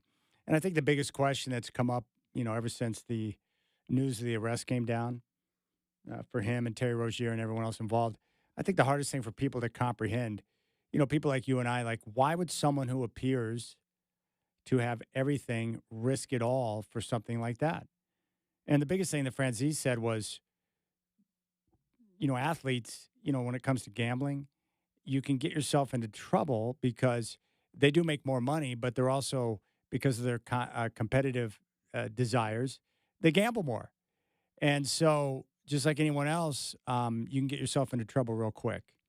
And that's why he said that over the course of time, when he was, working in the life that athletes were easy targets for the mob and organized crime is because they would get themselves into trouble. And that's how it played out. Let's go out to Eddie in Vancouver. Eddie, my man, what's cracking, man? What's on your mind? Chad. Man, the day Chauncey, got busted and everything, I was on the line. I had to go because, I'm calling from work and I listen to you while I'm working, I love that. I work on swing shift all these years. But anyway, Chad, I consider myself like a casual baseball fan, you know what I mean? And, I played baseball like pretty much like, little league, high school, but this year, man, I was just so invested in this series after Seattle. Seattle's my team. But after the Mariners went that as far as they did, and then the World Series on the Dodgers used to be my favorite team, '88, but in that '95, playoffs, the Mariners, I was like, I got to be the home team because I hate the Lakers, and I went to school in LA for a couple of years, to junior college. And matter of fact, I'll go back, but with the nitrous, when I was down in LA, the Raves were big, 91, 93. Raves were big, and these kids their dad was a dentist. He took the tank of nitrous from his dad's dentist. They went to a rave, and they went to sleep in the car. They went to sleep in the car with the tank running, and they died. Like what? 4 kids. So I heard that, and I'm pretty sure it's legit, too. So I was like 90, 91, 93, one of those years. But anyway, Chad, I wanted to ask you, man, what was your memorable, playoffs? You know what I mean? Mine was like Big Papi, you know what I mean? I thought, and then, last year, Freddie Freeman, all time, playoff, what sticks out? What was your, playoff, because I remember, a lot of the, I started paying attention in September, October to baseball, you know what I mean? And just, watch the highlights, of course. But, and I remember all the good things that happened, like Big Papi and all, and all the big, pool holes back in the day. So what stands out to you? What was your, moment you remember the most, man? Oh, dude, that's a good question. I would say, well, I think what I'll do is I'll save it because we're coming up on the end of the hour. I will, after I give away the tickets for Trailblazer Ticket Tuesday, I'll walk through my favorite, baseball playoff memories. There's no question that 88's on the list with Kirk Gibson, and I've got reasons behind that. And you got to remember, I grew up in Oklahoma, so the closest team to where I was at were the St. Louis Cardinals. And that was back when they were super legit. Ozzie Smith, Vince Coleman, Willie McGee, Todd Worrell, Whitey Herzog, that entire group loved him. Ozzie Smith is one of my favorite all-time athletes. Huge fan. So I'll share that when we give away the tickets. 503-248-0620. So here's what we're going to do. We're going to come back. I've got Trailblazer Ticket Tuesday coming up, so we got a pair of tickets to give away for the game tomorrow night. So we'll do that. And then I'll share my favorite baseball playoff runs and some of the memories I have from over the years. And then Alex Brink is going to talk a little football with us coming up at 5:20. I appreciate your time. Tomorrow night, I'll be over at Moda Center at 3 with the Rip City Drive. Chris Burkhardt with Blazers Game Day at 5. Tip-off with the Thunder at 7. And it's all right here in your home of the Blazers, Rip City Radio 620.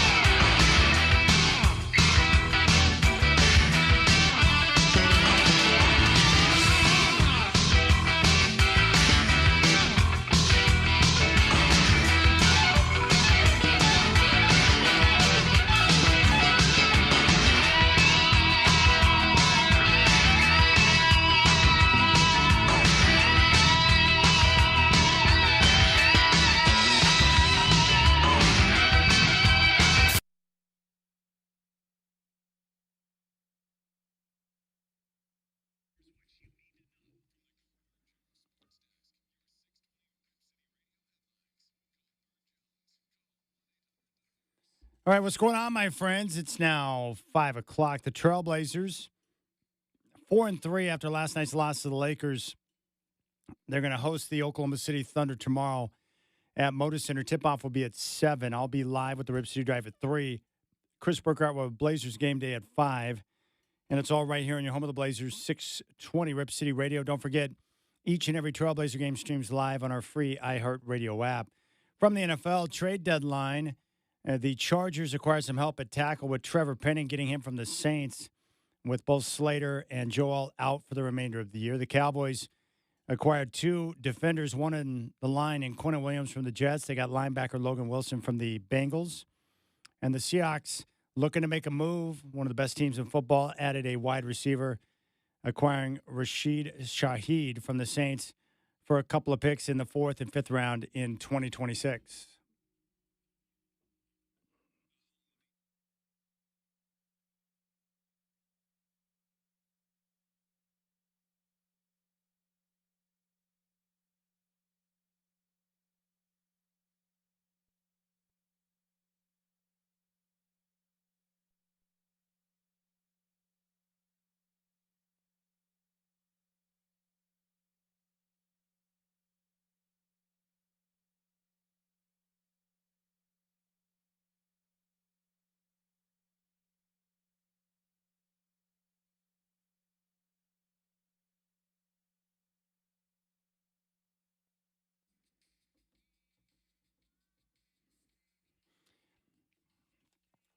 All right, Eddie had asked me about my favorite, baseball playoff runs. He said he was all in on this year, and what an awesome playoff it was.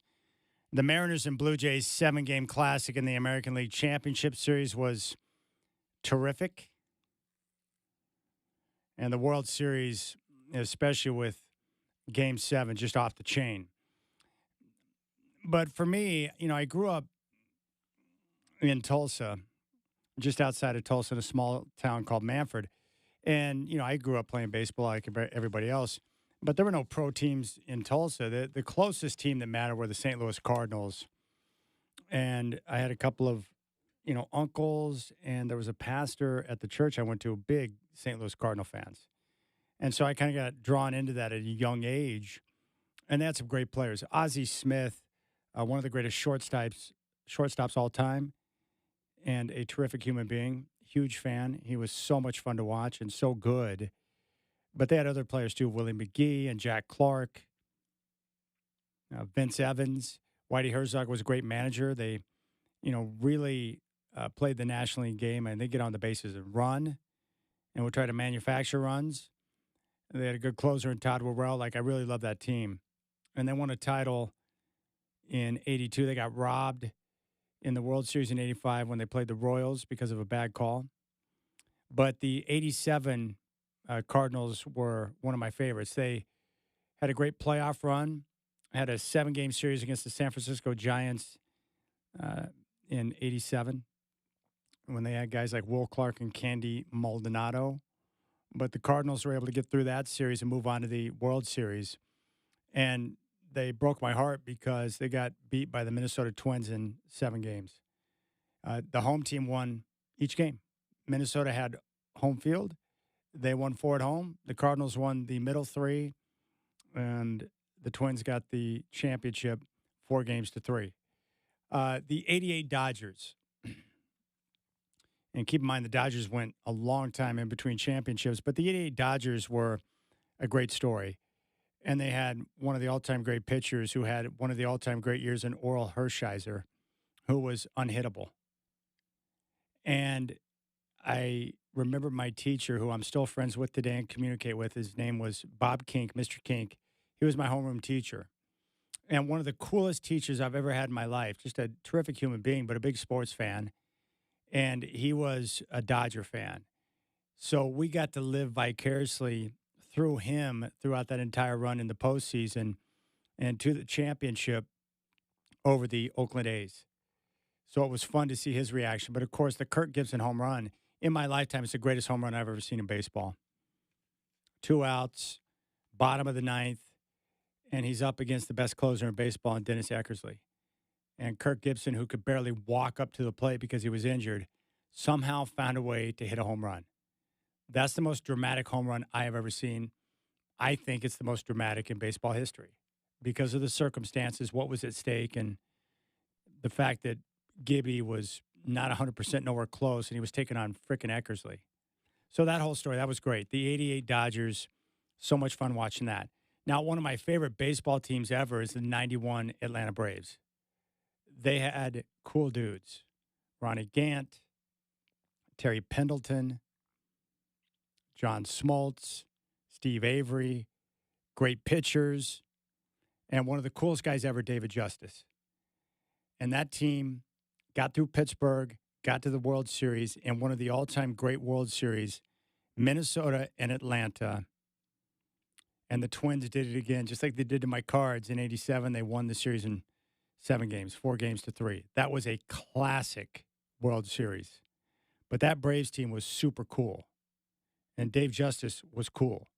That was a great team. I still can't believe they lost that series. I still remember his name. Jack Morris was the starter for Minnesota in Game 7, and he threw a forkball that was straight nasty. That was a dominant performance by him, and they got the win. The 95 Mariners, I remember where I was at when I watched the hit by Edgar Martinez. It was amazing. It's unfortunate they could not advance to the World Series, but that was something else. After that, 0-1 for a couple of reasons. One, the Mariners winning 116 games, which is absurd. Then getting knocked out by the Yankees in the postseason. And that was the year of the Derek Jeter flip against the A's in the postseason, one of the greatest plays I've ever seen. And then that World Series between the Yankees and the Diamondbacks, 7-game classic.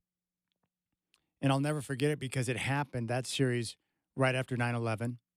That was the series where George W. Bush came out and threw one of the most badass first pitches of all time. And then the Yankees got the lead in the top of the 9th in Arizona in Game 7. So they actually got the lead. And so you know what is happening when the Yankees get the lead in that spot. Mariano Rivera is going to come in, and he's going to close out the game. But somehow, some way, the Diamondbacks were able to get the job done, and they got the win in the bottom of the 9th in Game 7 on Mo, which seemed like impossible at the time. The other run that jumps out, the 03 season with that 7-game classic between the Yankees and Red Sox in the ALCS. It was unbelievable.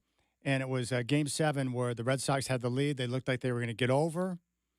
And I think it was Grady Little who decided to keep Pedro Martinez in the game a little bit too long. And the Yankees mounted their comeback and won it in extras on a home run by Aaron Boone, walk-off. They would move on to the World Series and lose to the Marlins. I think Josh Beckett was the untouchable pitcher for the Marlins at the time, but that was a great year. And then this year, the playoffs this year were phenomenal. Great. Mariners, Blue Jays. The Mariners opening ALDS series against Detroit, unreal. Winning it in Game 5 in extras. The tension, the stress, it was all right there. Then the 7-game classic with the Blue Jays that they blew and had a chance to win thanks to Dan Wilson not going to his closer. And then you had the World Series with the Dodgers and the Blue Jays. The Dodgers somehow pulling Game 6 out of their backside on a great defensive play by Kike Hernandez, and then getting a home run from Miguel Rojas in the top of the 9th, and then somehow getting the defense and making a couple of wild plays, including Rojas and Andy Pajes, and then getting a home run from Will Smith to secure back-to-back titles. Those would be the runs. Those are the ones that come to mind. Crazy. All right, Trailblazer Ticket Tuesday. The tickets we have are for tomorrow night's game. A pair of tickets, and it's going to be Oklahoma City, the defending champs at Moda Center, taking on your Portland Trailblazers. Now, this is courtesy of your Trailblazers and me because we want to help people. Your chance to go see the game tomorrow, and each and every Tuesday throughout the entire basketball season, you get tickets here on Tuesdays with Trailblazer Ticket Tuesday. So we will try to keep things simple. We're going to make it caller number 21 right now. 503-248-0620. 21st caller right now gets a pair of tickets for the Thunder and Trailblazers. 503-248-0620. I want to hear from a Blazers fan. Fire away, 503-248-0620. Right now, caller 21 will get a pair of tickets for the Thunder and Trailblazers tomorrow night at Moda Center. 503-248-0620. 503-248-0620. Fire away. Good. Phone lines are lit up. 21st caller will get a pair of tickets for the game tomorrow. Good luck to you. And just a reminder that each and every Tuesday is Trailblazer Ticket Tuesday here on the Rip City Drive. And there you go. And see how simple that is? But I appreciate Eddie let me get a chance to walk down memory lane there. But I think, baseball, I saw where I think the World Series last year and this year had like 10 million more, viewers. I forgot what the exact number was, but it was many more. They dominated. I mean, it looks like based on the TV numbers that baseball might be number 2 behind the NFL. But that drama that was produced in the World Series was great. And it's hard for any other sport to be able to mimic that. And I know people get upset because the Dodgers, big market, a lot of money being spent. But my thought is like there are other markets that have big money. They don't spend their money as wisely as the Dodgers do. And the Dodgers have done a great job of capitalizing on that Japanese pipeline to get players like Yamo, the MVP, and Shohei Ohtani, who's sensational. And keep in mind, too, that a lot of these owners in baseball, even if they're not going to spend money, no matter how much they have, because they don't look at the game the same way the Dodgers do or certain organizations that want to win. That's why I love Paul Allen so much, because he would have spent as much money as he possibly could. He would have written any check necessary to win a championship. And if they would not have had some type of salary cap in the NBA, Paul Allen would have spent whatever the check was, he would have written it if it would have guaranteed a championship because he wanted one so bad here in Portland. So I don't fault the Dodgers. They want to win, and they spend their money wisely. All right, caller 21, 503-248-0620. You'll get a pair of tickets for the Thunder and Trailblazers tomorrow. And we'll have Trailblazer Ticket Tuesday again next week. Your chance to win tickets each and every Tuesday right here on the Rip City Drive.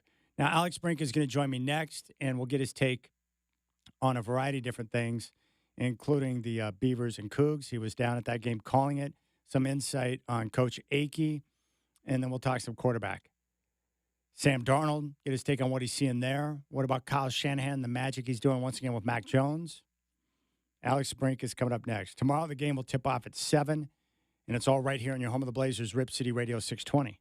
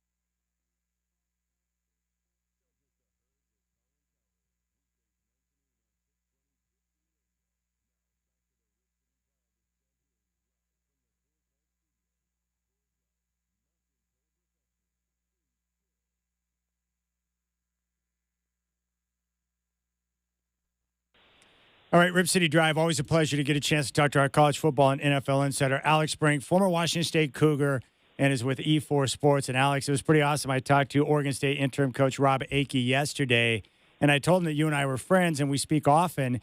And I told him that you had a lot of great things to say about him during his time at WSU. And he said it was awesome to get a chance to catch up with you on Saturday before the game. Yeah, it was so great to see Coach Ake, and got to see his wife Molly beforehand, and a lot of great memories with him, and just the person he is, and how great he is with players, and unfortunately, all those great things about him, I think, contributed to Oregon State coming away with a win against Washington State. He mentioned the week prior before the game that he wanted to get some of that swagger back, especially on defense during the bye week, and I looked at the game, and I'm not saying they were perfect, but he definitely got them to play hard. What'd you see in terms of what he was able to get out of his group? Yeah, again, kind of it was my worst fear a little bit is the Oregon State roster is still full of talented players, right, that can play at the highest level. And, I think Coach Akey and that staff really got them playing hard and focused. And, defensively, I thought they really flew around. Washington State was a little outmanned. I mean, they had 4 injuries on the offensive line. And so, you had, I think, 4 out of 5 guys playing at one point hadn't taken more than a handful of snaps all year. So, I think Cougs were up against it. That being said, I mean, Oregon State took advantage of the opportunities in a big way with multiple interceptions and, held Washington State to 7 points. I mean, that's hard to do versus anybody. So, I thought the Oregon State team, played inspired football, and Washington State didn't match that at all. I wanted to ask you about the bye week and what your experience was like, because I was listening to Kenny Dillingham coming off the win over Iowa State on the road this weekend, and they've got a bye week coming up, and they've suffered a lot of injury, and they had some key guys step up, backups to help them get the win. He's going to give the entire team the week off. He wants them to get away from football, refresh and reset, and come back on Sunday and get ready for the stretch run of the season. I'm wondering, during your time in playing in college, did you ever have a coach give you a week off for the bye week? Can't say I ever had a week off. I mean, usually you get, 3 or 4 days and then come back kind of midweek and practice for a couple of days, and then you get the next weekend off, and then you go, and then you start your regular prep, right? But no, I mean, I think, one thing about Kenny Dillingham that, you've seen is he's not afraid to think outside the box and break the mold. And I think that shows players, right? Like the things he does, right? In transfer portal, right? He's always pushing players that, guys that are trying to leave his program, he's talking amazing about them on social media and pushing them out and sharing, how great they would be to fit at other schools. That's really, I think that shows players that, he's a guy that cares about them, right? And it's the same as this, right? He cares about these guys on a personal level that he's giving them that time off. Maybe it's going to be a good bye week for Washington State. I don't know what timing is right for the bye and what's not, but, they had 2 very difficult losses on the road at Ole Miss, at Virginia. You have a tough loss against Oregon State. Maybe this is the right time for Washington State to be able to regroup and get ready for the finale. I think it can cut both ways, right? You can have a really tough loss and things can get sideways because you're not back at it thinking about the next opponent. But, Washington State's really banged up. That's a part of their issue, against Oregon State was both offensive and defensive line, tons of injuries. The quarterback, Zebby Eckhouse, was a little nicked up. And so, they need some time to rest. So I think that's beneficial. I just, how about having 2 bye weeks? I had 1 bye week when I was playing. So having 2 bye weeks would be kind of nice, honestly. All right. Coming up this weekend, Oregon is going to be at Iowa. That's a difficult, road game, no question about it. But their style of play is totally different. And I'm just wondering, how you best prepare for a team that plays unlike anybody else. Iowa wants to run the football. They want to be physical at the line of scrimmage. They want to take away some of your possessions by milking the clock. How do you prepare to play a team that's a little unorthodox in Iowa compared to the rest of, how the majority of teams are playing college football right now? It's going to be interesting, right? Because Oregon's offense has, seems to have hit a little bit of a rough patch over the last few weeks. And, you wonder if that is opponent-based or where that comes from. But playing a team like Iowa doesn't really help you because, like you said, the game slows down. If you're an offense that wants to go fast and move fast, now all of a sudden you're losing possessions or you're sitting on the sideline for a long time. I think the way I think about it is Oregon should want to attack, right? So right from the coin toss, if you win the toss, take the ball, go down and score, right? Because if you can get out ahead of, as we've seen with Iowa football over the years, if they get behind, they have a hard time, right, playing catch up. But if they keep you in a slugfest through 4 quarters and you got to win it late, they're built to kind of do that. So I think you got to have this mindset of attacking, right? Get the ball first, go score. On defense, you're going to be on the field a lot, and so you just got to have multiple rotations of guys, whether it's D-line, linebackers, that can go in and make plays. All right, so what's the mindset for a quarterback? Like when you're playing, Alex, and you're on the sideline and the team you're playing has been milking the clock and you haven't been on the field for, 8, 9, 10 minutes, does it make you start to press? How do you remain patient and to the game plan and not allow those less possessions to start to take over in your mind? It's really hard, especially like say that happens, right? Like a team goes on a long drive and say they score and you're sitting there and then you get the ball back and you go 3 and out right away and then they go on a long drive again. You do start to get really antsy. You do kind of start to press, trying to make the plays. And, it's that old saying, right? The game's getting late early, right? Is you start to you feel like you're losing possessions. And you need that next possession may be the one, and that's what's really hard. You got to stay focused and just take it, try and take it one play at a time. But I will tell you that it can be really difficult. All right, for you as a quarterback, what was the most difficult coverage for you to play against? Was it some type of zone? Was it man coverage? Like, what was the most difficult for you?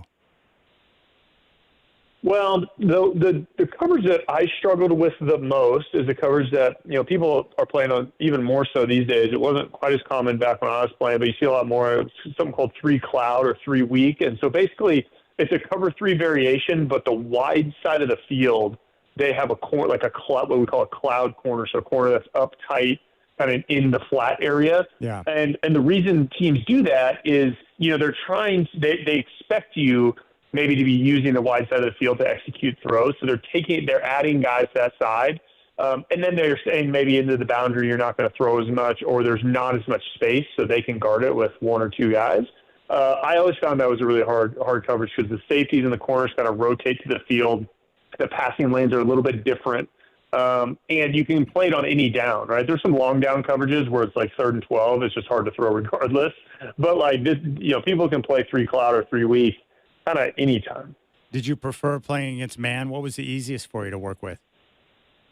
Oh, play cover 2 against me all day. I will dice you up. I love teams that play cover 2, right? And it's like, everybody's different, but like I watch teams play I watch cover 2 now, and some quarterbacks, some teams really do eat it up and some don't. And it's always hard for me because that was the coverage I wanted to see. Like play cover 2. We're going to hit all sorts of throws. So yeah, that was mine. That's awesome. We're talking with Alex Brink, former Coug, our college football and NFL insider. I've got to ask you about Kyle Shanahan again. You're very familiar with him. He was one of the coaches on staff when you were with the Texans. He's doing another masterclass on a couple of different levels. One, dealing with significant injury and getting his team to continue to play and win games. But look at what he's done with Mac Jones. He looked like a quarterback that was on his way out of the league during his time in New England, and now he's thriving with the 49ers. What is it about Kyle Shanahan, this secret sauce to where he can put different guys in and get production from them? What is he doing for the quarterbacks that other coaches don't seem to know how to do? There's no gray area with Kyle. Like it is so clear. As long as you understand the system, right? It's like as long as you get in and get it, it's so clear. There's so much clarity in what you're doing, and it's so cohesive, right? The system that Shanahan runs and McVay and these guys, it all fits together. I think the story I've told before, but I'll reiterate it, is what Kyle always wanted to do is when we're watching film and when he was game planning, when he's watching film, he wanted a defensive coordinator to stop the film 3 or 4 steps into the play, right? So the receivers are, call it 4 yards downfield, linemen are starting to move. He wanted that film to stop, and he wanted the defense coordinator to not know what play was coming because they all look the same at the snap, basically, right? And so he would create these packages of plays that all fit together, and it's really hard on a defense because they don't see the picture right away. And for a quarterback, though, when you're in command of that, it's really easy because things show up really easily. Really clearly. Not to mention, they run the football really well. They have the best running game. They have the best run schemes probably in the NFL. And so if you run the football well, and then you have a really, really cohesive pass game off of that, it makes it really easy on a quarterback. And what I will say is where people are like, well, what's different than other schemes? Other schemes ask the quarterback to see a lot, see the whole field, see multiple coverages, and make decisions across all of that. And you just don't have the time in the NFL these days with the quality of pass rushers and the quality of pressure schemes to do that. And so, teams that are offensive coordinators that create gray area for quarterbacks that say, hey, if it's this coverage, look at this. If it's this coverage, look at that. Try and see the whole field. It's impossible to do. And that's where you see guys play too slow at the quarterback position. That's interesting. Another offense question for you. This came up during the broadcast last night with the Cowboys and the Cardinals, who had a backup quarterback in. Kyler Murray was out. And they were referencing on the broadcast how the offensive coordinator would prefer the quarterback to be under center because it opens up things in the offense. So I'll ask you, what are the advantages that an offensive coordinator has with the quarterback under center? Primarily play action pass and the running game are significantly better from under center.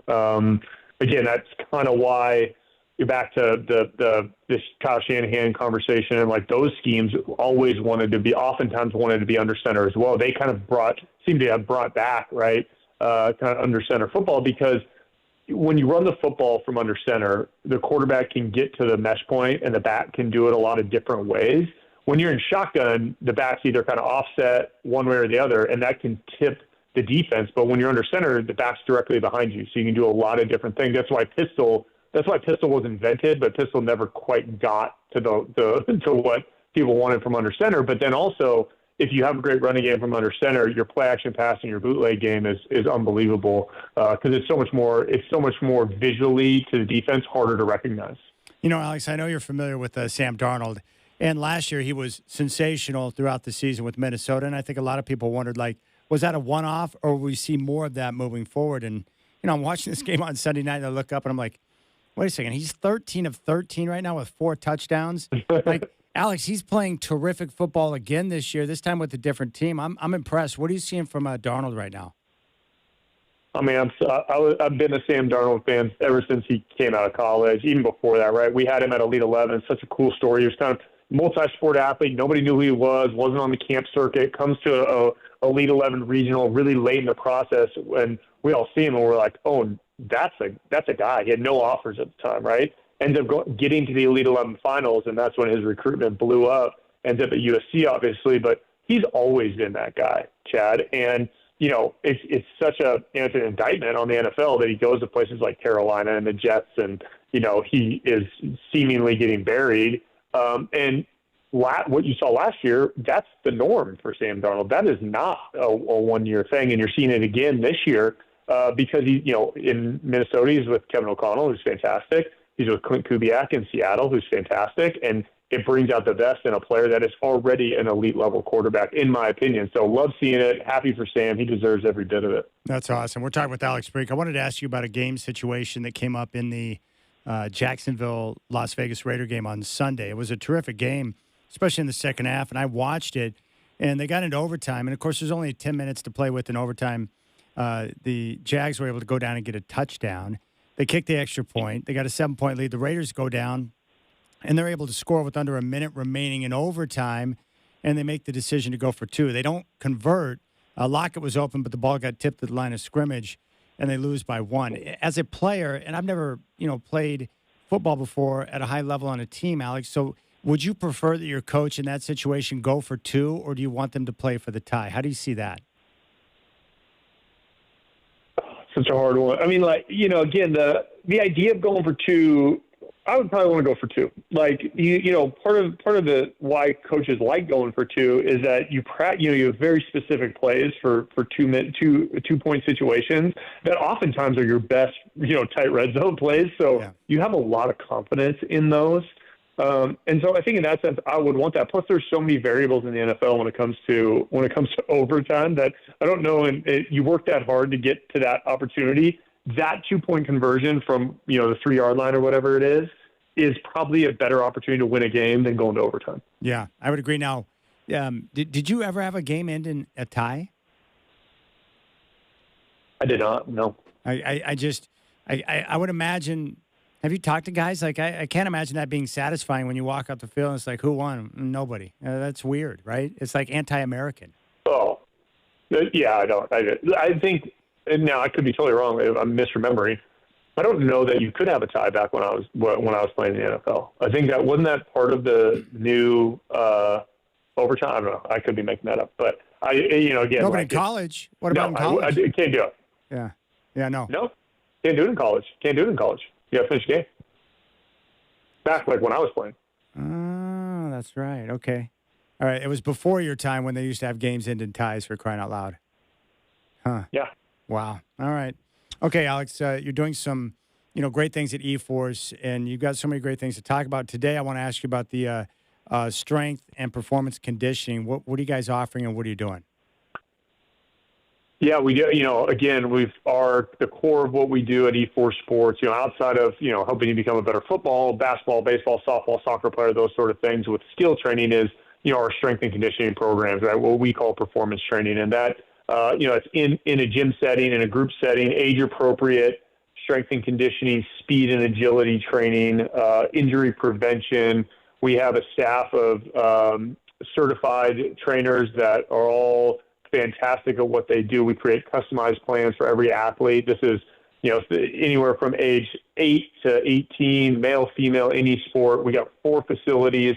We got our on the west side in Beaverton, over here on the east side in Milwaukee, off of McLaughlin. We got a facility up in Vancouver, and then one in Tualatin at the Golf Farm. So check out eforcesports.com if you have a young athlete in your life that's looking to improve off the field and get a little stronger, a little faster, maybe prevent injuries. We have a program for you. All right. Alex Brink, former Coug, now with eForce Sports. You can email team at eforcesports.com. Alex, enjoy the bye week, my friend. I'm looking forward to it. Thanks, Chad. The weather's good. I might play some golf. Get out and do it. All right, big thanks to Alex Brink for getting a chance to talk some ball. We do have the initial college football rankings, which have been released, and I will share my thoughts. Oregon is at number 9. Your top 4 right now: Ohio State's 1, Indiana's 2, Texas A&M is 3, Alabama's 4. Georgia is 5, Ole Miss is 6, BYU is 7. Texas Tech is 8, Oregon 9, with Notre Dame at 10. And your 12th team, Memphis, with Texas being at number 11. So there you have it. That would be your current playoff bracket with matchups. This is what we'd have: Memphis and Georgia in the 12-5, Oregon and Texas Tech in the 9-8 matchup, Texas and Ole Miss in the 11-6 matchup, Notre Dame and BYU in the 10-7, with Ohio State, Indiana, A&M, and Bama getting the byes. That's a pretty darn good playoff field. And Oregon being a number 9 is not a big deal. I'll explain why. Plenty of time for movement. It's the college football playoff rankings are very fluid right now. We still have, 25% of the season remaining. So I'll deal with that next. You got the Rip City Drive. Big thanks to Alex Brink on your home of the Blazers, Rip City Radio 620.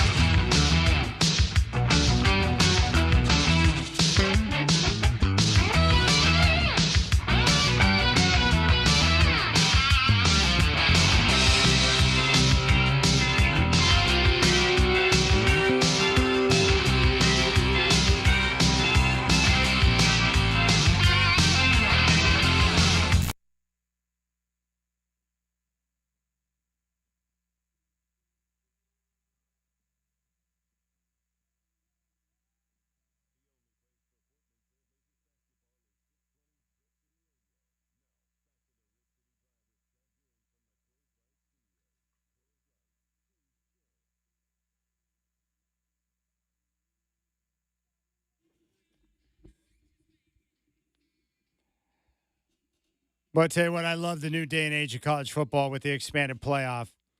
And we've got the initial batch of playoff rankings. And again, just keep in mind, it's very fluid. And it's going to reset each and every week based on the action that takes place on the field. Your initial rankings: Ohio State number 1, Indiana number 2, A&M is at 3, Alabama's 4, Georgia 5, Ole Miss 6, BYU at 7, Texas Tech is 8th, and Oregon right now is 9th. At 10, you've got Notre Dame. Texas is 11, and Oklahoma is 12. Now, of course, the best group of 5 team right now is Memphis. So they would be in the playoff field as of today. Now, I'm not so worried about the initial rankings. And I know Duck fans might be a little alarmed or upset that Oregon's at number 9. But the reality is, if you look at their schedule, they have no wins against any current top 25 teams. And their most impressive win of the year was at Penn State. But since that game, the Nittany Lions have lost 5 consecutive games and have fallen off the face of the earth. So their resume is not great. But the good thing is they've got the games ahead of them to be able to continue to prove themselves. Win, take care of your business, and you'll be in the postseason. You'll be in the playoff. They got a game coming up at Iowa this weekend, 12:30 on CBS. Minnesota, USC, and they finish out against Washington. So if Oregon handles their business, they're going to be in the playoff. And everything's going to take care of itself. But where they're ranked right now, I have no issue with that. Texas Tech, of course, 8-1. Their only loss coming at Arizona State. Their big win of the year coming at Utah. BYU right now is unbeaten at 8-0. Now, Ole Miss has got one loss at Georgia. I think they're one of the best teams in the country. Love their quarterback, Trinidad Chambliss. I like their offensive play design with Charlie Weiss Jr. Obviously, Lane Kiffin doing a heck of a job. I've got no problems with Georgia at number 5. Their only loss coming at home to Bama. I don't doubt they're one of the best teams in the country. Bama, after losing their opener to Florida State, they've been on fire. And you could make an argument that they should be ranked ahead of Texas Tech or Texas A&M, but A&M is unbeaten. And if you look at Alabama, what they've done of late, they went to Georgia, got the win. Home against Vandy, win. At Missouri, win. Home against Tennessee, win. At South Carolina, win. And the remaining 3 games, home against Oklahoma, home against Eastern Illinois, at Auburn. So Alabama is on the verge of becoming a playoff team. So no issues there. But Oregon's in a great spot. Win and take care of your business. Now, the whole Big 12 situation is going to resolve itself quickly because BYU will play at Texas Tech this weekend. I would expect Tech to win that game, although BYU has, surprised many this year with the play of their young quarterback, Bachmeier. And Kalani Sitake's doing a heck of a job. They run the football very well. But I would expect Tech to be the Big 12 representative. But we'll see. We'll see who the matchup's going to be in the Big 12 title game. Does Utah get a chance to rematch? Will it be BYU and Texas Tech getting a chance to rematch after their game coming up on Saturday? It's pretty obvious that Notre Dame, if they finish 10-2 and win out, they're going to be in the playoff. I think that's pretty safe to say. So all I know about the playoff field is that it's going to be wildly competitive because there's no team you can point to and say that is without question the best team in the country. And it might be Indiana. Indiana might be the best team in the country based on what I've seen. I mean, they're just mowing through opponents right now, and they've got arguably the best win of the year coming at Oregon. Ohio State, Indiana, A&M, who's got some quality wins, including at Notre Dame. Bama, great resume. Georgia, Ole Miss, BYU, Texas Tech. Oregon's at 9, followed by Notre Dame, Texas, and Oklahoma. So it's all going to work itself out. It's going to be pretty awesome to watch it down the stretch. But the initial playoff, bracket as it sits today, I love that too, with Ohio State, Indiana, A&M, and Bama getting byes. Memphis would play Georgia for the rights to move on to play Bama in the quarterfinals. Oregon would play at Texas Tech for the right to advance to play Ohio State in the quarterfinals. Virginia and Ole Miss, winner of that game would move on to play A&M. Notre Dame and BYU for the opportunity to move on and play Indiana. Like, we all need this in our life. How great is that going to be? So for the Ducks, it's pretty simple. Handle your business, win out, and more than likely you're going to be hosting a home playoff game. It's that simple. And they've got to continue to show. And it's going to be a tough game this week. And Iowa's no joke. At Iowa is not easy, not because Iowa is littered with, top-end talent, but because of their style of play. They're going to want to slow it down. They're going to run the football. They're going to play the possession game. And I think Alex Brink said it. It's going to be important for Oregon. If you win the coin toss, take the ball, score, get an early lead, and make it nearly impossible for Iowa to come back because they're not a great come-from-behind team. That's not the way they play. What they want to do is get the early lead and just continue to pound the rock and just bleed the clock and then create frustration within your offense because of the way they play. That's how they're going to go about it. So it's going to be a lot of fun. Now, in terms of the games to keep an eye on this weekend, games of massive importance. Number 2, Indiana will be at Penn State, 9 a.m. kick on Fox.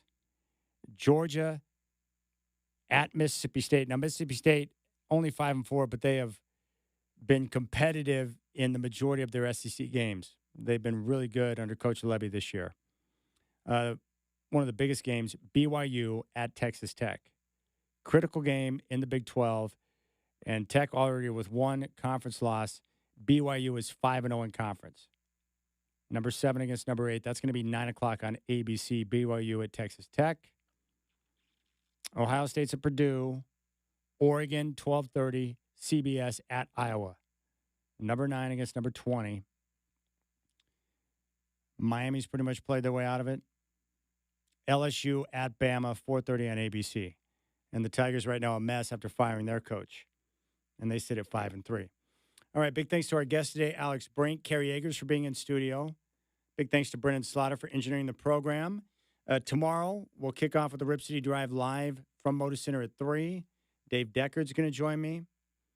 And then Chris Burkhardt will have game day at 5. And it's all right here on your home of the Blazers, Rip City Radio 620. Have a great night, my friends. I will talk to you tomorrow.